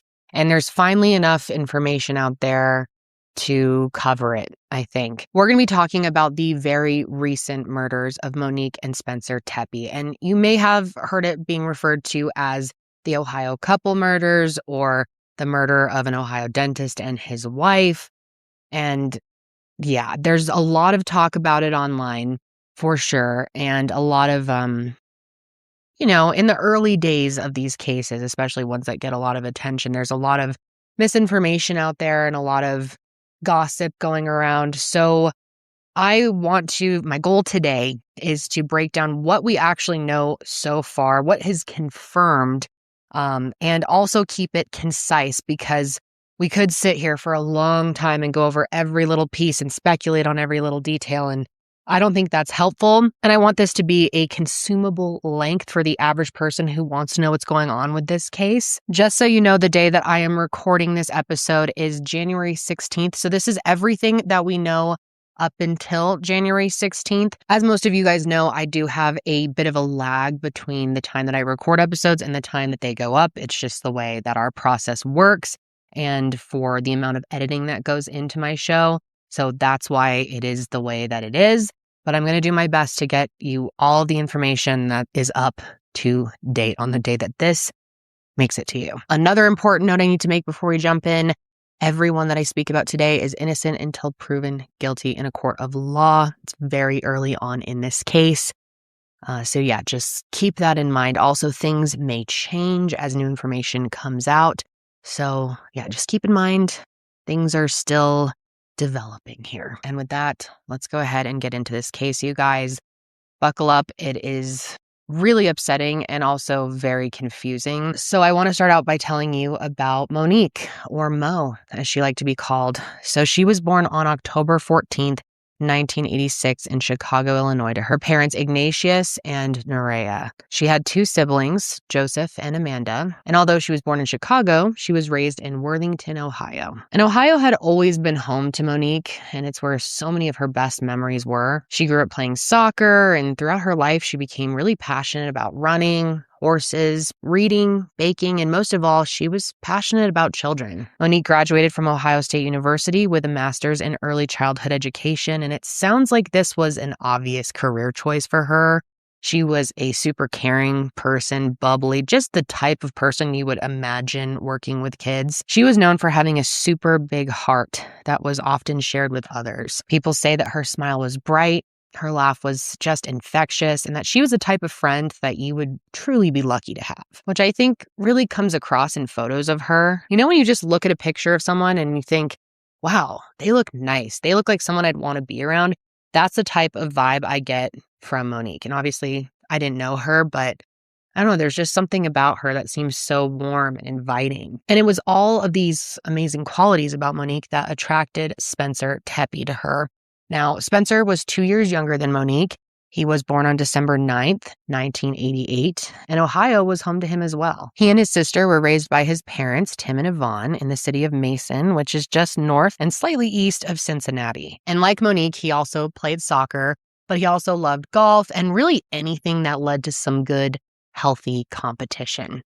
He also loved to speak Spanish, which was even one of his majors in college. In 2012, he got his bachelor's degree in biology and Spanish from Ohio State University. And in 2017, he graduated from Ohio State's College of Dentistry. Dentistry was another huge passion of his, hence his career. And my sort of impression of him, based on what I've been able to gather about him, which isn't that much, of course, but it seemed like Spencer really was someone who loved to be of service to others, help others in need. And this was something I loved to hear about him. Okay, so Spencer was a big brother in the Big Brothers Big Sisters program of Central Ohio. And he had been a mentor to one kid from the time that this boy was in first grade all the way through college. The Big Brothers Big Sisters program is something that I think is extremely valuable to society. It's something that I'm hoping I have time to do at some point in my life. I have always been so interested in it. And a close friend of mine growing up was a big brother. And I used to play with the little boy he was a big brother to, and I just saw the impact. And so I know how much work goes into this program, how much true dedication, and what, a difference it can make in someone's life. And I found this clip on the program's YouTube page, and it seriously, God, made me choke up the first time I watched it. It's just so hard to watch now. But Spencer seemed to so deeply care about Hans, the boy that he mentored, and getting a glimpse at what that meant for both of them, it's just really special to see. Sometimes people have siblings and family at home that support them, but sometimes they need someone else, someone experienced, and they're there for you when you need them. I thought it was the perfect opportunity to have a role model, male, an adult outside the house that he can share stuff if he needed to.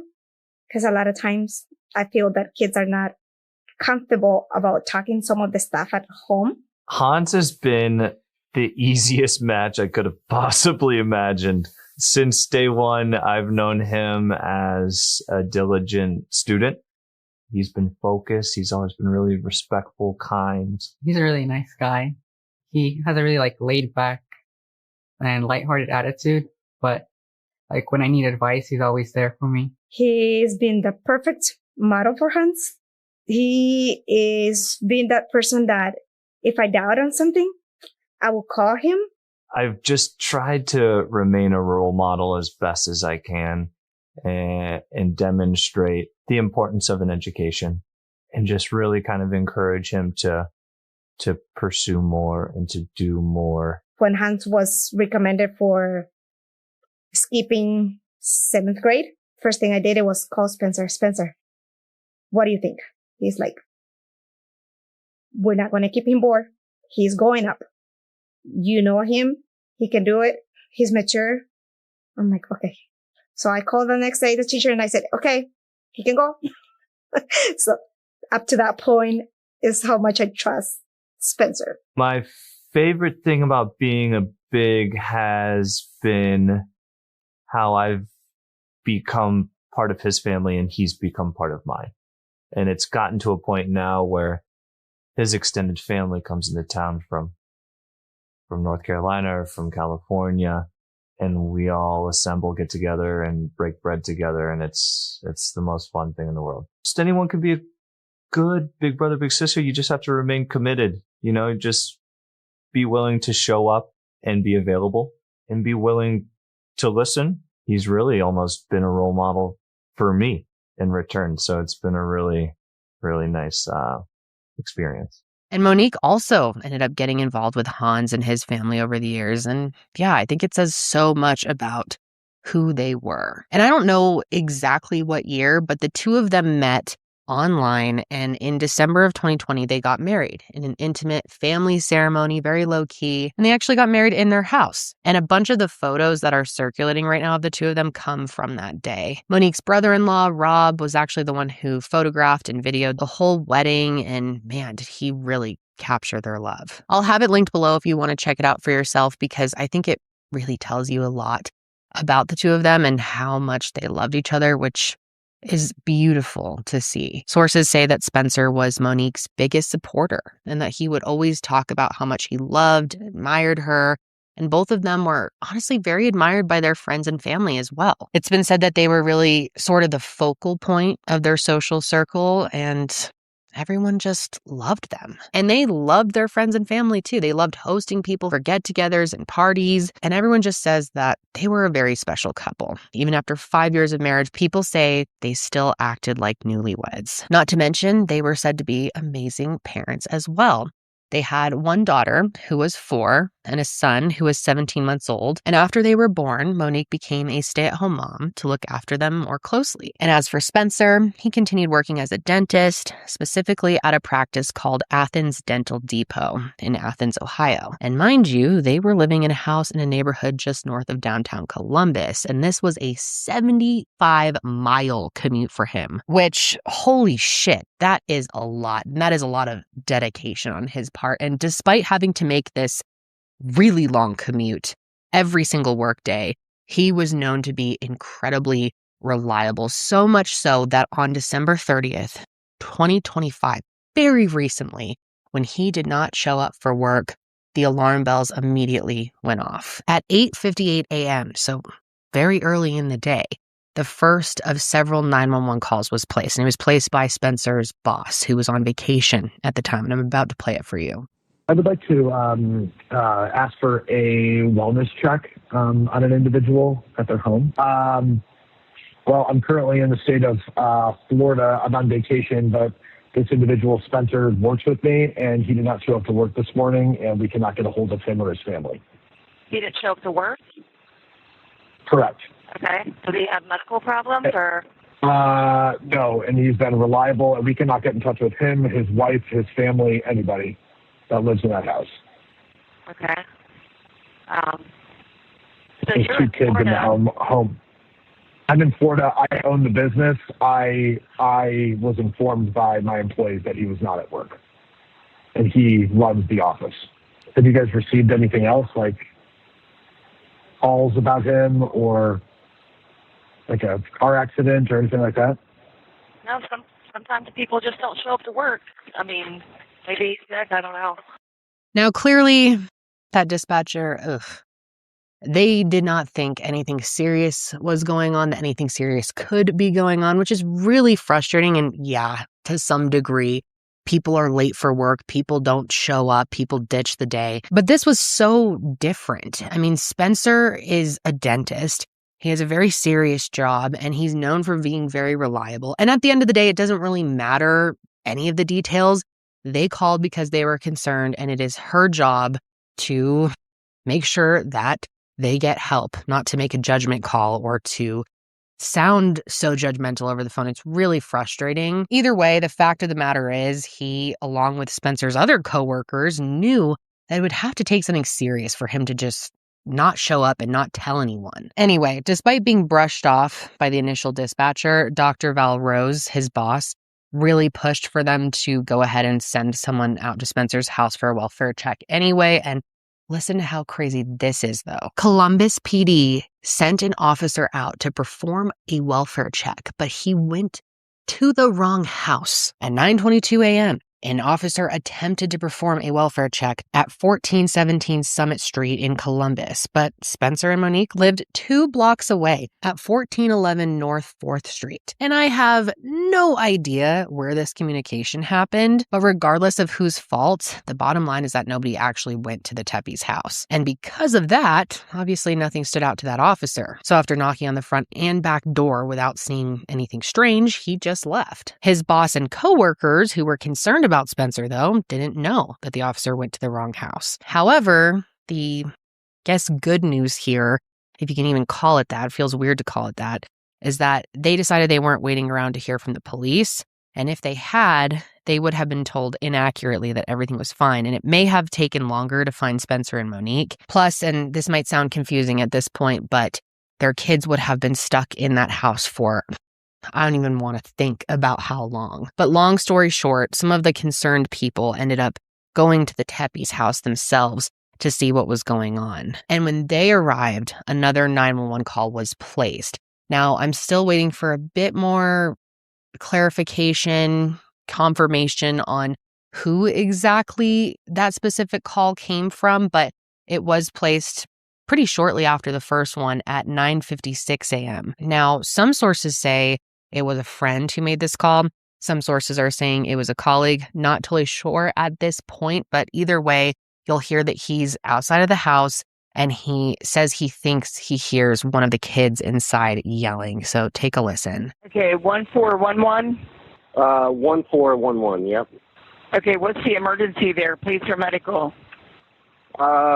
Maybe both, I guess. I don't know. I'm kind of doing the We already wellness. had a call out there. They knocked on the front door and back door multiple times, and there was no answer.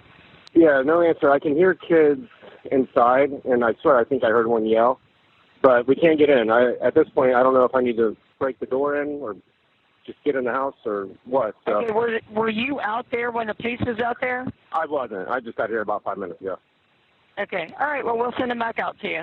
And then just 2 minutes later at 9:58 a.m., it's been reported that another call came through expressing a similar concern. But like you just heard in the previous call, the dispatcher said that an officer was already being sent to the house. However, before police got there, an absolutely horrific discovery was made at 10:03 a.m. So only 5 minutes after that last call, Spencer and Monique's friend, Alex Diddy, called 911 to report that there was a body in the house. 911, what's location of your emergency? 1411 North 4th. Okay, 1411 North 4th. We've got several calls on that. What's changed since the last person I talked to? There's a body. There's a body. There's a body inside? Yeah. Okay, hold on 1 second. Let me get you on the line with the medic, okay? Stay on the line.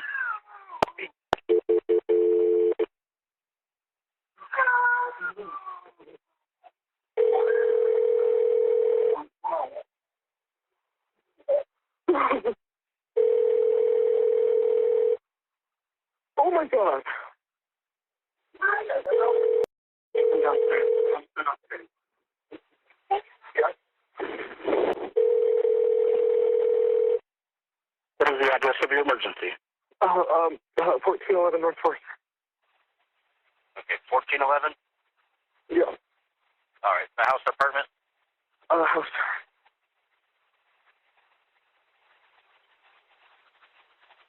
All right, and what's going on there? There's a body. Our friend wasn't answering his phone. We just did a wellness check. We just came here, and he appears dead. Okay. There's blood. He's laying next to his bed, off of his bed, and there's blood. I can't get closer to see more than that. Okay, so you can tell he's obviously not breathing or anything? Yeah. Is it like puddle, you know, does he look like... It doesn't look puddled. I can't look. Okay, all right, understand. Okay, and then when was the last time somebody spoke to him? Yesterday, I suppose. Yesterday? Okay. Yeah. How old is he? 37. 37, okay.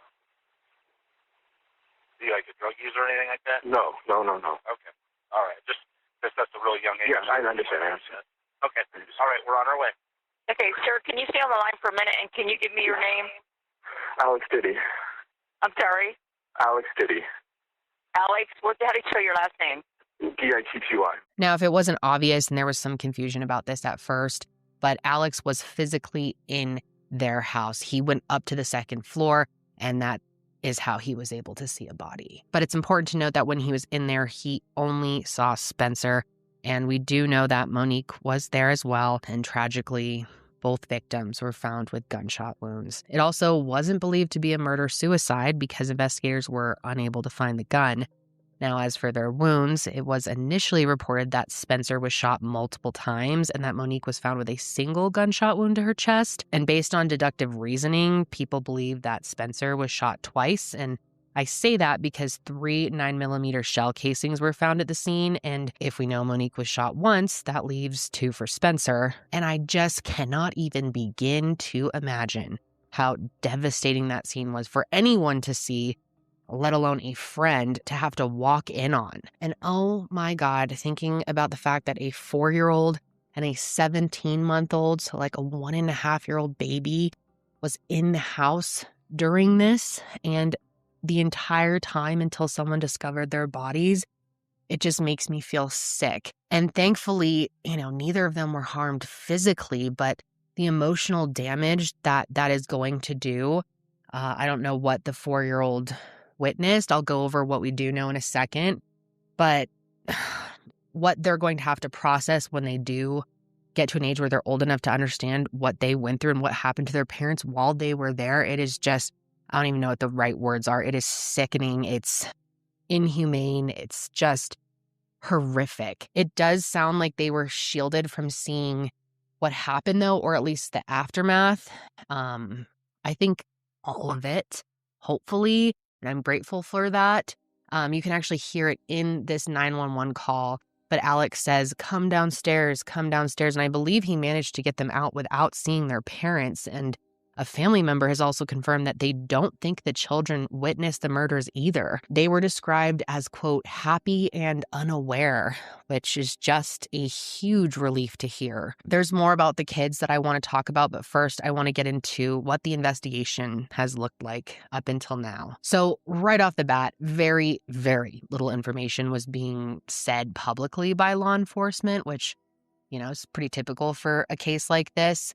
But we basically knew that both victims died from gunshot wounds, that 3 shell casings were found, and that the children and the family dog as well were unharmed. And, very importantly, that there was no sign of forced entry. That is obviously huge to this case and remains to be a very big unanswered question at this point in time, but I'll get to that. But anyway, with this information and this horrific scene playing out, the public, specifically that community, were left pretty much spiraling, rightfully so. They didn't know if this was just some random attack or if this was committed by someone who knew the victims, if this was personal. People who live in the neighborhood have said that historically that area hadn't always been the safest, but in recent years safety was improving. But now people were afraid, especially because police were being so tight-lipped. That being said, the Columbus Police Department was and is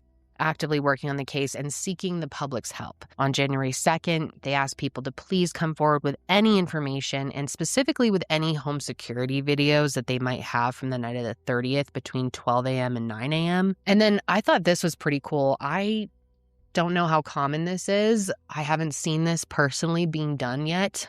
Really, really smart. But they put out a QR code that people could scan and upload any evidence that their home security cameras may have captured.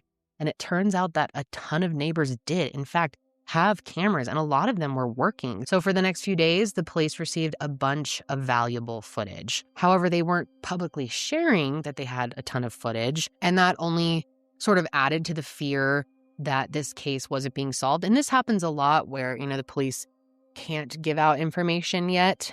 Otherwise, it'll compromise the investigation. But that rightfully leaves the community feeling scared and filling in the blanks, or feeling like, well, if they're not telling us anything, they don't have anything. And I imagine that nobody felt this sense of, will there be justice? Will we get answers? Will this be solved? More than Spencer and Monique's family, right? Now, Rob, the brother-in-law that I mentioned earlier, has really become a spokesperson for their family and provided a lot of the media and information. And he shared a statement on behalf of everyone calling their deaths tragic and senseless. It reads in part, "Together, Spencer and Monique shared a beautiful, strong, and deeply happy relationship. They loved to travel, to laugh, to build a life rooted in love. They were proud parents of 2 beautiful children and their beloved golden doodle, and they created a home filled with warmth, happiness, and connection. We are heartbroken beyond words. While no outcome can ever undo this loss, our family is committed to seeing this tragedy fully and fairly brought to justice and to honoring Spencer and Monique by protecting the future of the children they loved so deeply." Rob has also said that their entire family has really struggled with a way to explain this to the kids. I mean, obviously their 17-month-old won't be able to understand, but their 4-year-old certainly will be able to. He says that she's just a ball of energy. She's inquisitive and intuitive enough to understand that something has happened. I mean, my daughter's almost 3.5, and it's scary to even say something like that, but she would understand that something had happened, and she would want answers, and she would want them explained. I will say it's clear to me that this is an amazing family, and the kids, at the end of the day, they're in really great hands. So even if there's a small silver lining here, it is definitely that. I know that they're going to be shown love for the rest of their lives by relatives who will forever tell them stories about how incredible their parents were, but still, it obviously will never be the same as it once was, and it's really painful to think about. And it's especially painful to think about the fact that these murders were personal, and right from the jump, they knew that they were personal, or at least they had a very strong suspicion. And I'll speak more about that in a bit. But yeah, they suspected right from the beginning that this was done by someone who knew them. And police believe that that person just so happened to be captured on someone's outdoor home security camera that night. On January 5th, the police released a Nest camera video that showed a man walking in the alleyway behind the Teppies' house between 2 a.m. and 5 a.m. on the night that they were murdered. And it was said that this individual was being sought out as a person of interest, but it was not said that they were an official suspect. So if you're an audio listener only, this footage shows a man wearing a dark hoodie and light pants, walking with his hood up and his head down, and he definitely looks sus. And early on, people questioned who it could be. It was so cold out, people thought maybe this was just a guy walking home from the bar or something, keeping his head down to stay warm, something like that. But as more time went on, it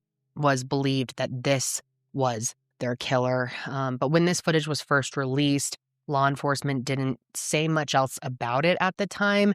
That is until January 8th, when the chief of police, Elaine Bryant, sat down for an interview with some local stations. Obviously, this is a national news case. Our detectives work diligently to close every single case to bring justice to every single family. In this case in particular, what we do know is that obviously we received a call for a well-being check related to the 2 victims. There was an officer that was dispatched to go to that well-being check. Unfortunately, he did respond to the wrong location. And in him believing that he was at the right location, he did everything that he was supposed to do. We know that people are concerned, and we know that people have a lot of questions. What we're asking for is patience as it relates to this investigation. We want to make sure that we don't compromise the integrity of this investigation. So when we finally identify a suspect and it goes to trial or it goes to, we want to make sure that there's nothing that could cause this case to be dismissed or cause this case to be kicked. So we're looking at every single tip or every single information that comes in. We leave no stone unturned. We're investigating it, but there's only so much that we can share at this point. We released a video of the person of interest that we're looking for, the person that we know that was in the area at that time. We're asking the community, we're asking the public, if you have any information, if you think you know anything about this person, please contact us. So we are asking for tips. We have received numerous tips as it relates to this case, but we do not have at this moment a suspect that we have identified.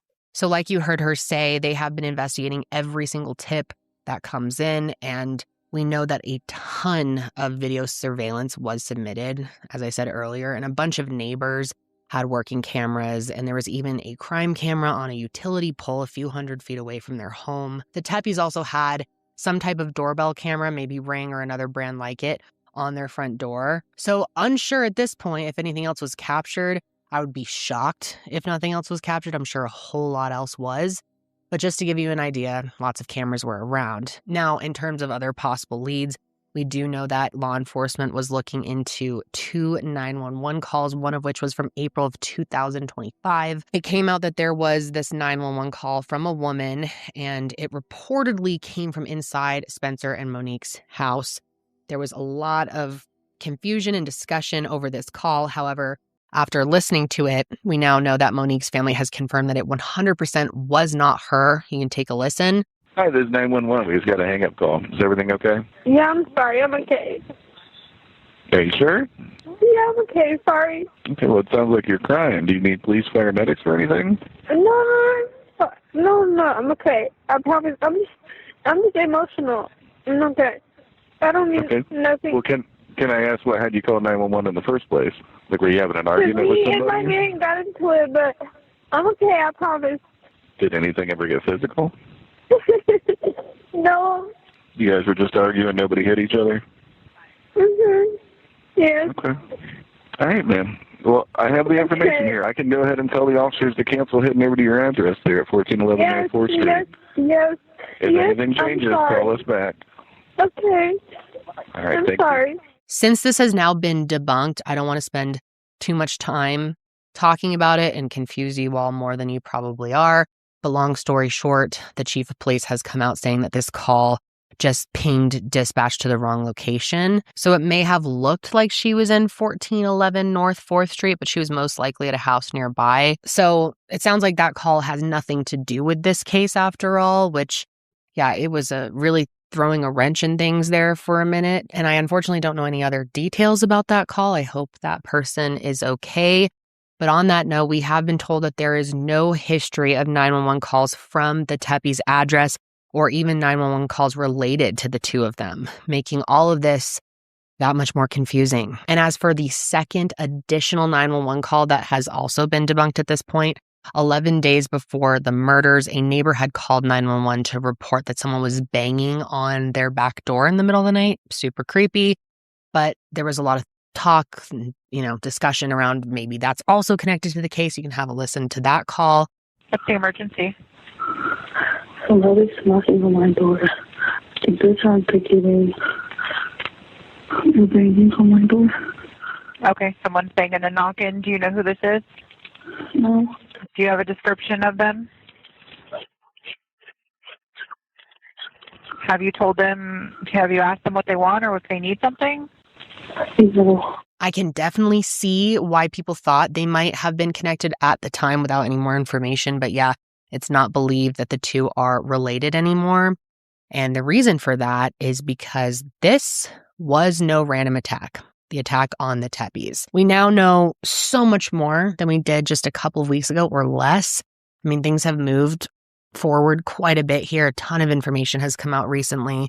And based on what we know up until this point, it appears that this was a cold, calculated murder committed by, allegedly, Monique's ex-husband. And I have to say, as soon as this case came out, and I'm sure a lot of people had this thought initially, as soon as I started reading the details, I was thinking, ex-husband.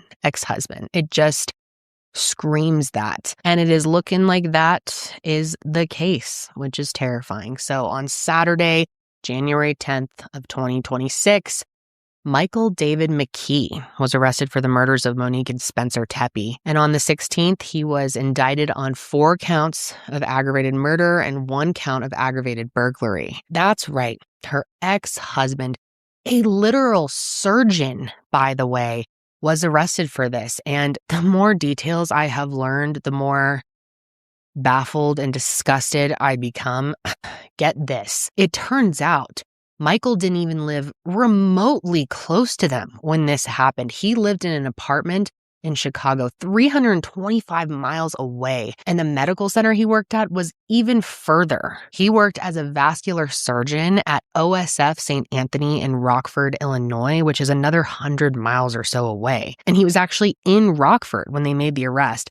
He had just finished his shift and was, I guess, grabbing a bite to eat at Chick-fil-A. So I am sure you are wondering, if you have not been following this case, how did they initially connect her ex-husband, who was 450 miles away, to their murders?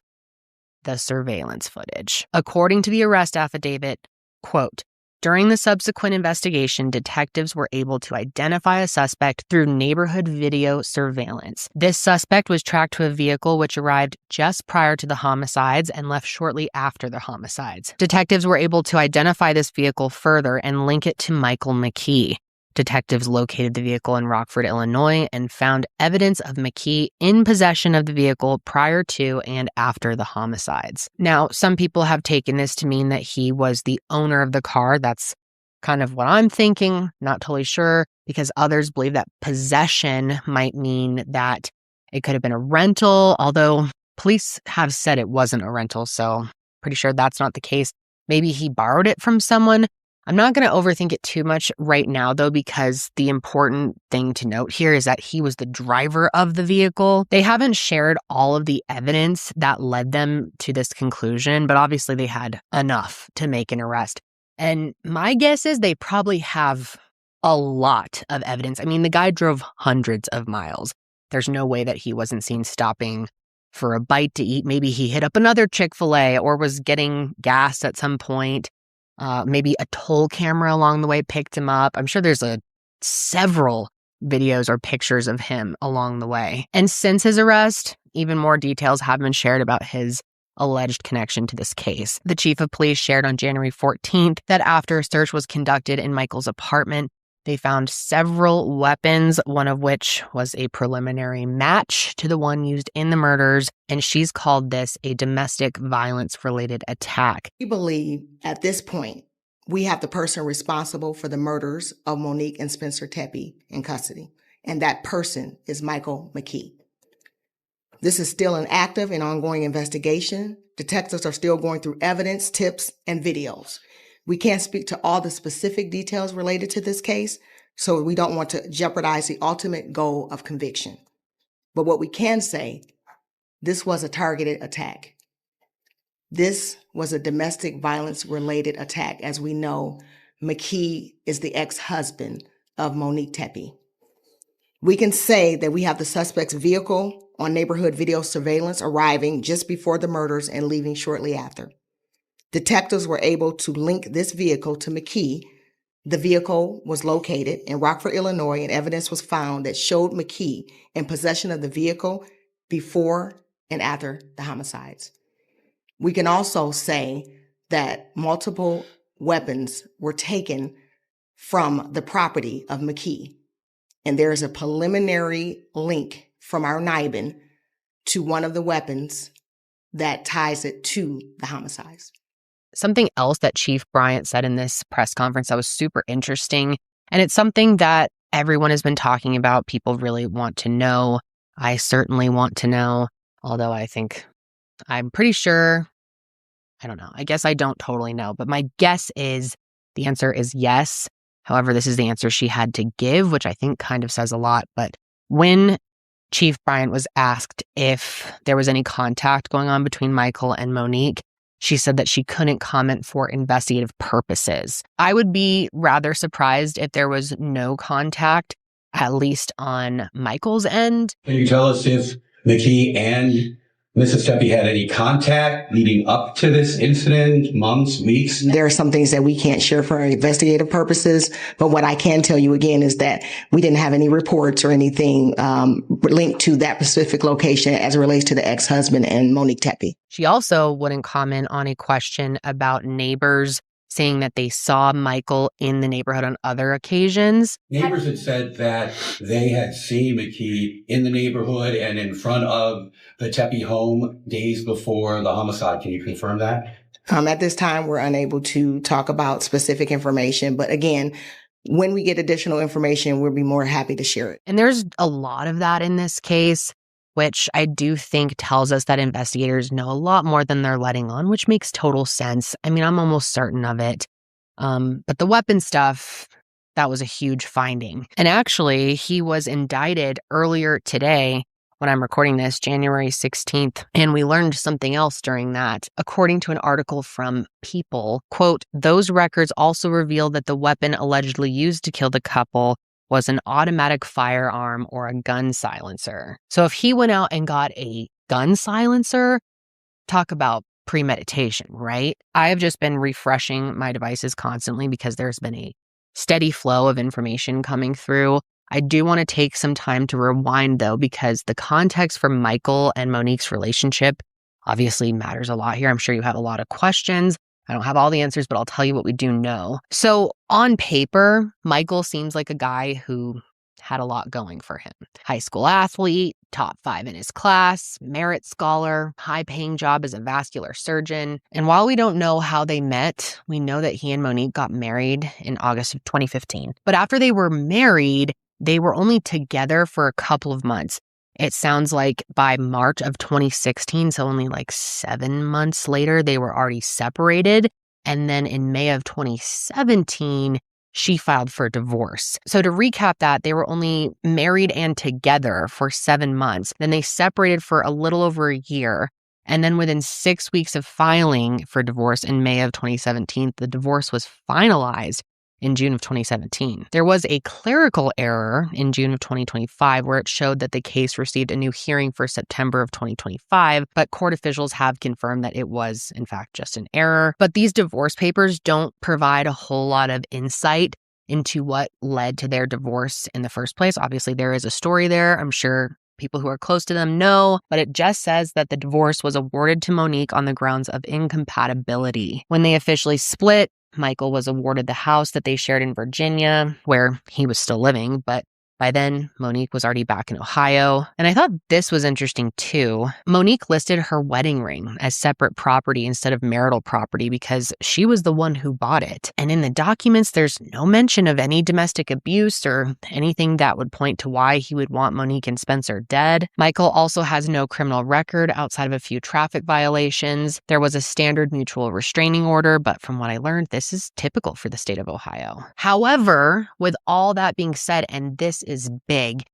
After Michael's arrest, Rob, the brother-in-law that I have mentioned already, has come forward and shed some very important light on the situation. It turns out, according to him, Michael was not only emotionally abusive towards Monique while they were together, which I think we all kind of figured, but he had even threatened her life multiple times in the past. In fact, Rob said that he tormented her and that she was willing to do anything to get out of there. It was so bad that he says the abuse changed her as a person. So super disturbing to hear all of this. I think it was kind of what everyone was thinking.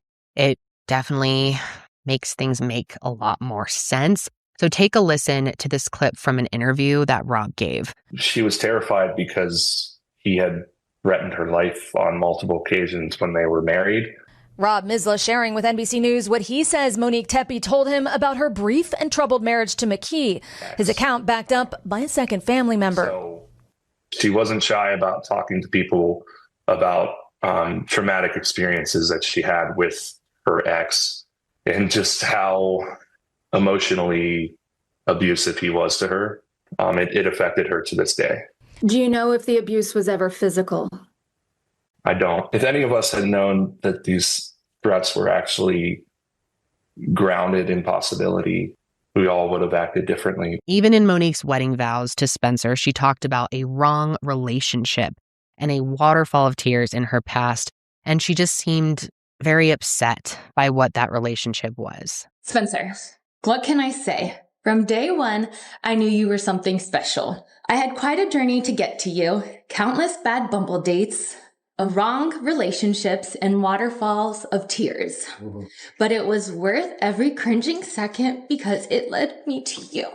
I also watched an interview with Anjanette Levy where she said that sources told her their marriage was not a good one. They said that Monique wasn't happy and that Michael wasn't kind to her, plus that she was the one who wanted out of the relationship and that he didn't want it to end. And again, all of this information coming out is along the lines of what so many of us were thinking was the case with Michael. Michael seems to be exactly the type of guy that we have seen time and time again that would go in and kill his ex-wife and her husband 10 years after they were together. And now with Rob coming forward, I feel like that's damn good confirmation. And it's also been confirmed that a private judge was hired to take care of their divorce case. And that could mean a few things. One big benefit of private judges is that they can expedite the case. They can make the whole process go a lot quicker. And I'm guessing that would mean that Monique needed it to happen quickly. And remember a little bit ago when I mentioned that their loved ones knew that this was personal right from the jump? Well, after Michael was arrested, her family came forward and said that they weren't surprised. They actually specifically said they expected it and that they were relieved when they heard the news that, Michael had been arrested. They must have just known that it was him as soon as they heard what happened to them. And I think that tells us, too, that there's a lot we don't know, a lot of back and forth, a lot of details that, will eventually come out with time that led up to all of this. But yeah, they said that they purposely didn't bring up Michael's name before his arrest because they didn't want to compromise the integrity of the investigation, which makes total sense. And I will say, when Rob was asked if he knew of any recent problems between Monique and Michael, he said there wasn't anything that the family was aware of. So maybe nothing had happened recently with him, but I'm sure they hadn't not heard from this guy in the last 10 years. I'm sure there had been something. And yeah, I guess a lot of people in her life knew that her ex was a bad guy. This was known information, and a lot of people likely told that to the police. From the moment that this happened, it sounded like, from what I'm hearing from you, that you all thought immediately that this was Dr. McKee, that this was the guy. Did the family obviously say to law enforcement, to the detectives, that you've got to go talk to this guy? Yeah, absolutely. And not just the family. I know friends, former coworkers of Monique, a lot of people were aware. And she wasn't, something that I really loved about Monique is she wasn't shy about talking about these experiences. I think kind of as just maybe a therapy. I can't imagine how many tips they got that were leading to him. But we were fairly certain because of just what Monique had told us stories wise of her. She never called him by name. She would just call him her ex-husband, and just how much of a monster he was, to be honest. And, she did everything she could to extricate herself from that situation. And, met Spencer and lived a very happy life. Here's her friend Gina explaining more of her thoughts on that as well. Do you mind sharing what she told you? I didn't even know his name. She never said Michael. She said my ex. She said he was bad. She said abusive. I don't think she ever said physically. I don't know, but I do know she would say quite a bit. Very verbally, mentally abusive. And I don't think I ever got the impression that she was afraid of him. I got the impression that she hated him and that she knew things were bad there, and I don't think it ever fully left her mind, which I don't like to say that. And I don't think anyone thought that this was going to happen. I also don't think that she ever thought he would leave her alone for the rest of her life. So I think a big question that a lot of people have is they divorced in 2017. It's been a long time.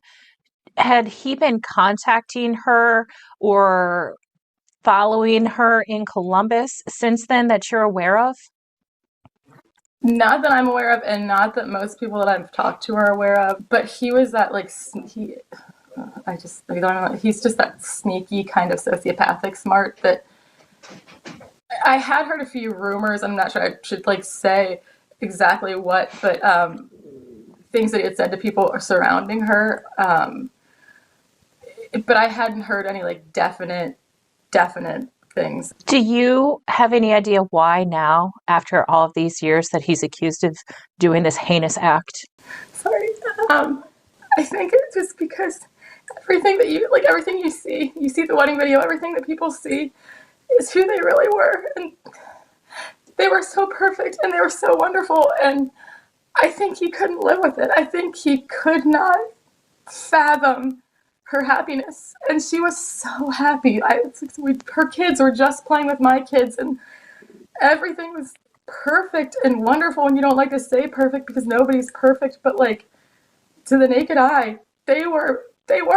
We also very recently found out that a source who had worked with him at a hospital in Nevada said that when he was hired as a surgeon, he had, quote, basically no experience, and that it was reckless for the people around him to allow him to perform certain high-risk surgeries, which is terrifying to think about. Basically no experience. What? That source also said that Michael's, quote, downward spiral began after a, quote, series of alleged surgical mishaps. In fact, sources are now reporting that he even evaded a medical malpractice lawsuit for years before all of this. Here's a quote. McKee, a 39-year-old vascular surgeon, allegedly failed to train a physician's assistant, leading to a patient being injured during treatment and needing emergency surgery in 2023.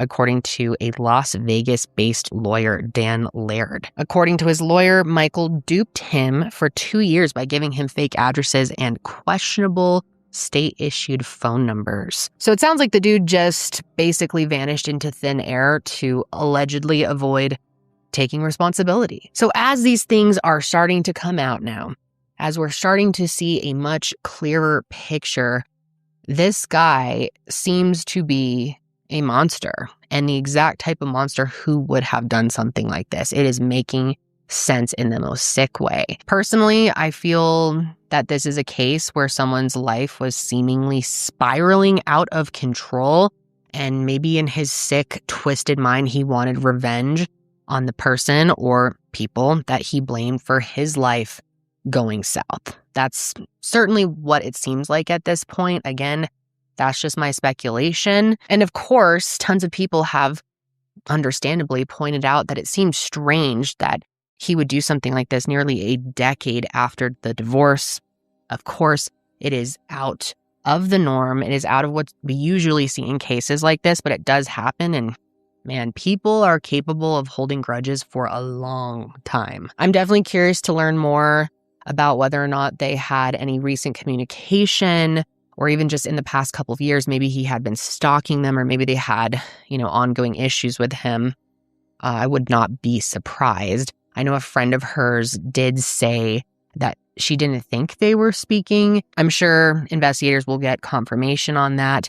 But God, I just have so many questions at this point. I know you feel the same, I'm sure. But I know one thing that we are all super curious about right now is how he gained access to their home. Because like I said, there was no sign of forced entry, and that's been a huge topic of conversation. When you look at the Tepe's house, there are 2 doors in the front, the main door, and then these French doors that have a small railing in front of them. And then there was also a back door and a basement window. But in order to gain access to the back of the house, Michael would have either had to jump the fence, which is a pretty tall fence, definitely would be possible, but it looks to me like a privacy fence possibly. It's hard to tell exactly how tall in the pictures, but Either that or he would have had to gain access through their detached garage. Now, of course, it's possible that one of these 3 doors and maybe a window was left unlocked. Even the most diligent of people can forget sometimes. It's very easy to do, especially when you wouldn't ever suspect that something like this could happen to you. I also learned that their doors had those keypad locks to get in, so maybe he somehow knew the code or was able to guess the code, potentially. There's also the possibility that he knocked on the door in the middle of the night and just forced his way in. But based on what we know, I highly doubt Spencer or Monique would have just opened the door for him unless they didn't realize it was him, but I don't know. I'm just brainstorming here. So you can see why there's this big question mark at this point about how he got into the house. I will say, though, if they had a working Ring doorbell camera, that is probably going to have a ton of answers on it. In fact, they probably already have all of the answers to these questions that we are wondering. Plus, a lot of people have in-home security cameras, especially families with young kids. I mean, we have them all over our house. They may have even have had a baby monitor that was picking up noise at least or something. And then, of course, you can't forget about things like Apple Watches and Fitbits and Oura Rings. If either of them had any type of fitness monitoring device that they were wearing at the time, those devices can provide details such as when their heart rates may have been elevated, how long they were elevated for, and even what times their hearts stopped beating, which I know is really disturbing to think about, but investigators have already declared publicly that they died at 3:52 a.m., which is very specific. So that tells me they must have some type of proof of that, whether that's one of those devices or a security camera, something, or a combination of all of them. And speaking of electronics, you also have to wonder if Michael was dumb enough to bring his phone with him, which will have all kinds of data on it if he is. Or maybe like Brian Koberger, he turned it off at key times, which can tell us a lot too. I know that they're still processing a bunch of information and evidence at this point, and I know that these things can't happen overnight, so we just need to be patient. But I do feel very hopeful about this investigation and the direction that it's going in. I think, you could never say for certain, but I have a good feeling that there will be justice for Monique and Spencer. Now, as for the direction that Michael is going, he's got a long road ahead of him, and I guess he apparently plans to fight the charges. After his arrest, he was booked into the Winnebago County Jail, and on January 13th, he was in court for the first time, where he waived his right to an extradition hearing. The hearing was very short, literally less than 2 minutes long, and the only thing that he said the entire time was his name. As for next steps, the court will work on getting him to Ohio, where he is facing trial. And according to that hearing, he is planning to plead not guilty. And the death penalty will be on the table too. So I'm very curious to learn more about what kind of sentence prosecutors will be seeking. Like I said, his charges were upgraded to aggravated murder with premeditation, but they haven't explicitly said what that premeditation was. Potentially, it could be the fact that he drove there. I mean, think about it, all the hours in the car, where he clearly had the intent to do what he did. It could also, of course, be something else. It could be a combination of several different things, some that we don't even know about yet. And I'm definitely interested to learn what, if anything, Michael has told investigators. Apparently, when they first spoke to him, he provided them with an alibi that did not hold up at all. So I'm guessing there could be a lot more. I'm pretty certain there's a lot more. It always does shock me when people like him, who are so smart on paper, end up being so dumb. I mean, so messy in the way they go about doing things, thinking they're actually going to get away with something like this and that he can just make up a fake alibi. But at the same time, maybe he wasn't all that smart, since it sounds like he barely was qualified to do his job and was terrible at it. I'm not complaining, of course. We love a dumb criminal because dumb criminals get caught. But apparently, his arrest did shock some people, though, like his neighbor, Sherilyn Kolerick, who happens to be a true crime author, has done a handful of interviews recently, and she said that she was shocked when she heard the news. She wasn't super close with him or anything, though, but they lived in this nice high-rise condo called the Pierre, which is right across from the Lincoln Park Zoo. And the kind of people that live there are not normally the kind of people that you would expect to be linked to anything like this. In fact, she said that she had spoken to him on several occasions, that he seemed like a pleasant person. I mean, doesn't sound like she knew him super well, though. Sherilyn, how did you know Michael McKee? I knew Michael McKee because here at the Pierre, we have a pool and we have a barbecue pit upstairs. And last summer, I met him. He was a new resident, and I introduced myself to him, and he was a very pleasant man. We didn't discuss about jobs or anything like that. I just told him about the building and how nice it was, and welcome to the Pierre. And the Air and Water Show is the best place to see it in the city because they come right in front of us. And it was just very nice, very pleasant. And we would pass each other, coming into the building and the elevator. And, I even forgot his name, I'll be honest. And I would say hi, and he'd say hi. And I'd say, wow, we're tired, long day. And he'd, yep, long day. We never had any other conversations after that. And I didn't know that he was the suspect until last Saturday. My doorman told me that Channel 7 was outside there, and he knew that I used to work for Channel 7. So I came out, and the reporter said that they've been trying to talk to other residents and everything about Michael McKee. And I says, well, I don't know if I know him or not. Show me a picture. And when he showed me the mugshot, I said, oh my God, I know this man. And matter of fact, I got a little chills now thinking about it. And it's, it was a shock to me. And then the building put out a memo to all the residents that there's going to be police presence in the building because of one of the residents. I'm still news inside me. So I went upstairs, and Lord and behold, I saw a police officer sitting outside his door. He's got 24 hours, and he lives only 2 floors above me. And I took video of them. And then the next day, I went into my garage, and Lord and behold, there's a crime lab van from Ohio. And I walked upstairs, and sure enough, I saw police there, and I met the officer who was the head of the investigation, and they were taking stuff out of his apartment and putting stuff into boxes. But what this man did, or I guess allegedly did, is so unbelievably foul that it just makes me sick to my stomach to think about, especially when you think about how the kids were so close. I mean, just a few feet away in another room. And speaking of the kids, I said I would circle back to them, and I definitely have a few things that I want to bring up.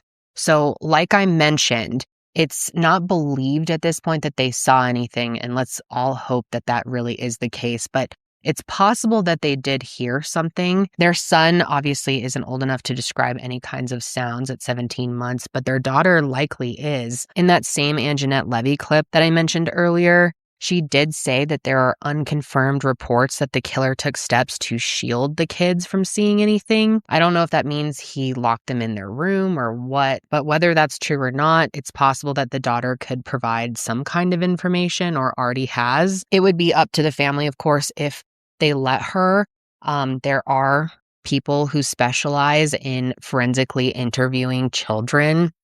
Really tough job, I would imagine, and that would be who they would bring in for something like that. And I'm sure that the decision to let her be interviewed is a really tough one. I don't know what the right answer would be.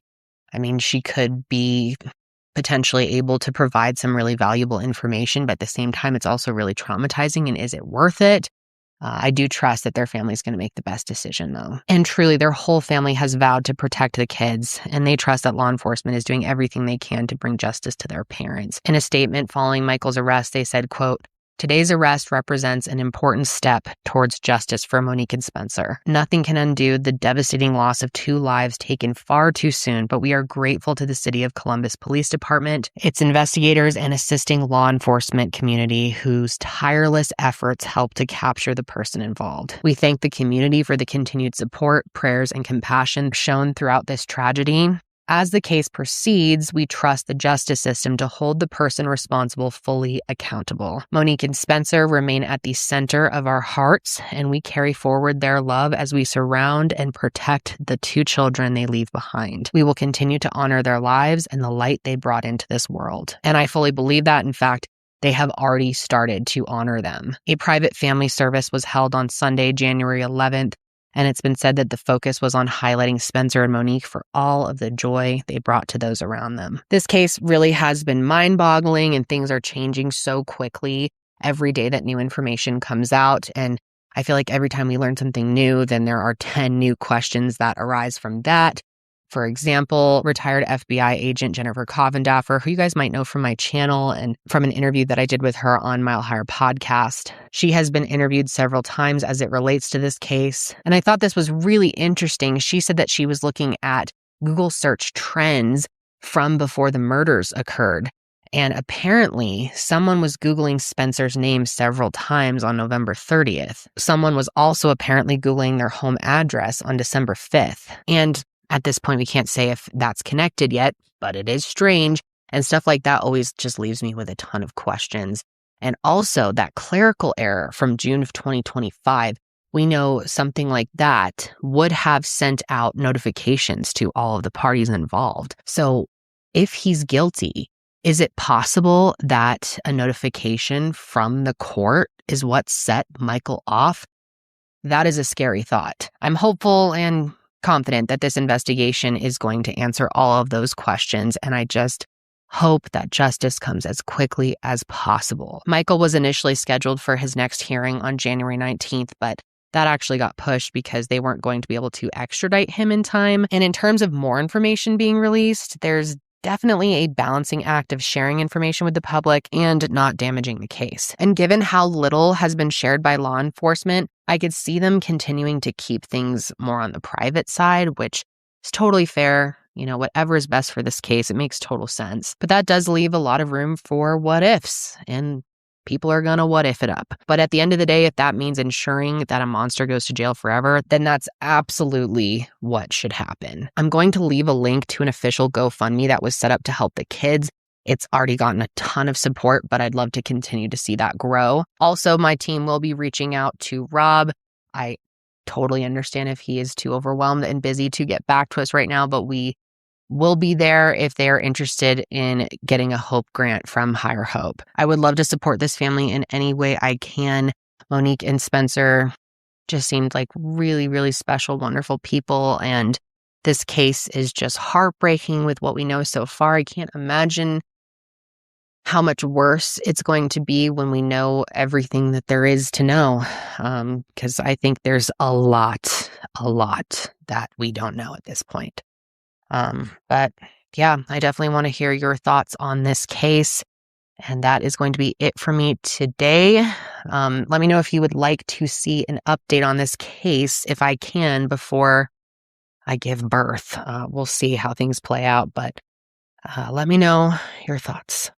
I will be back next week to talk about another case. And until then, you guys stay safe out there.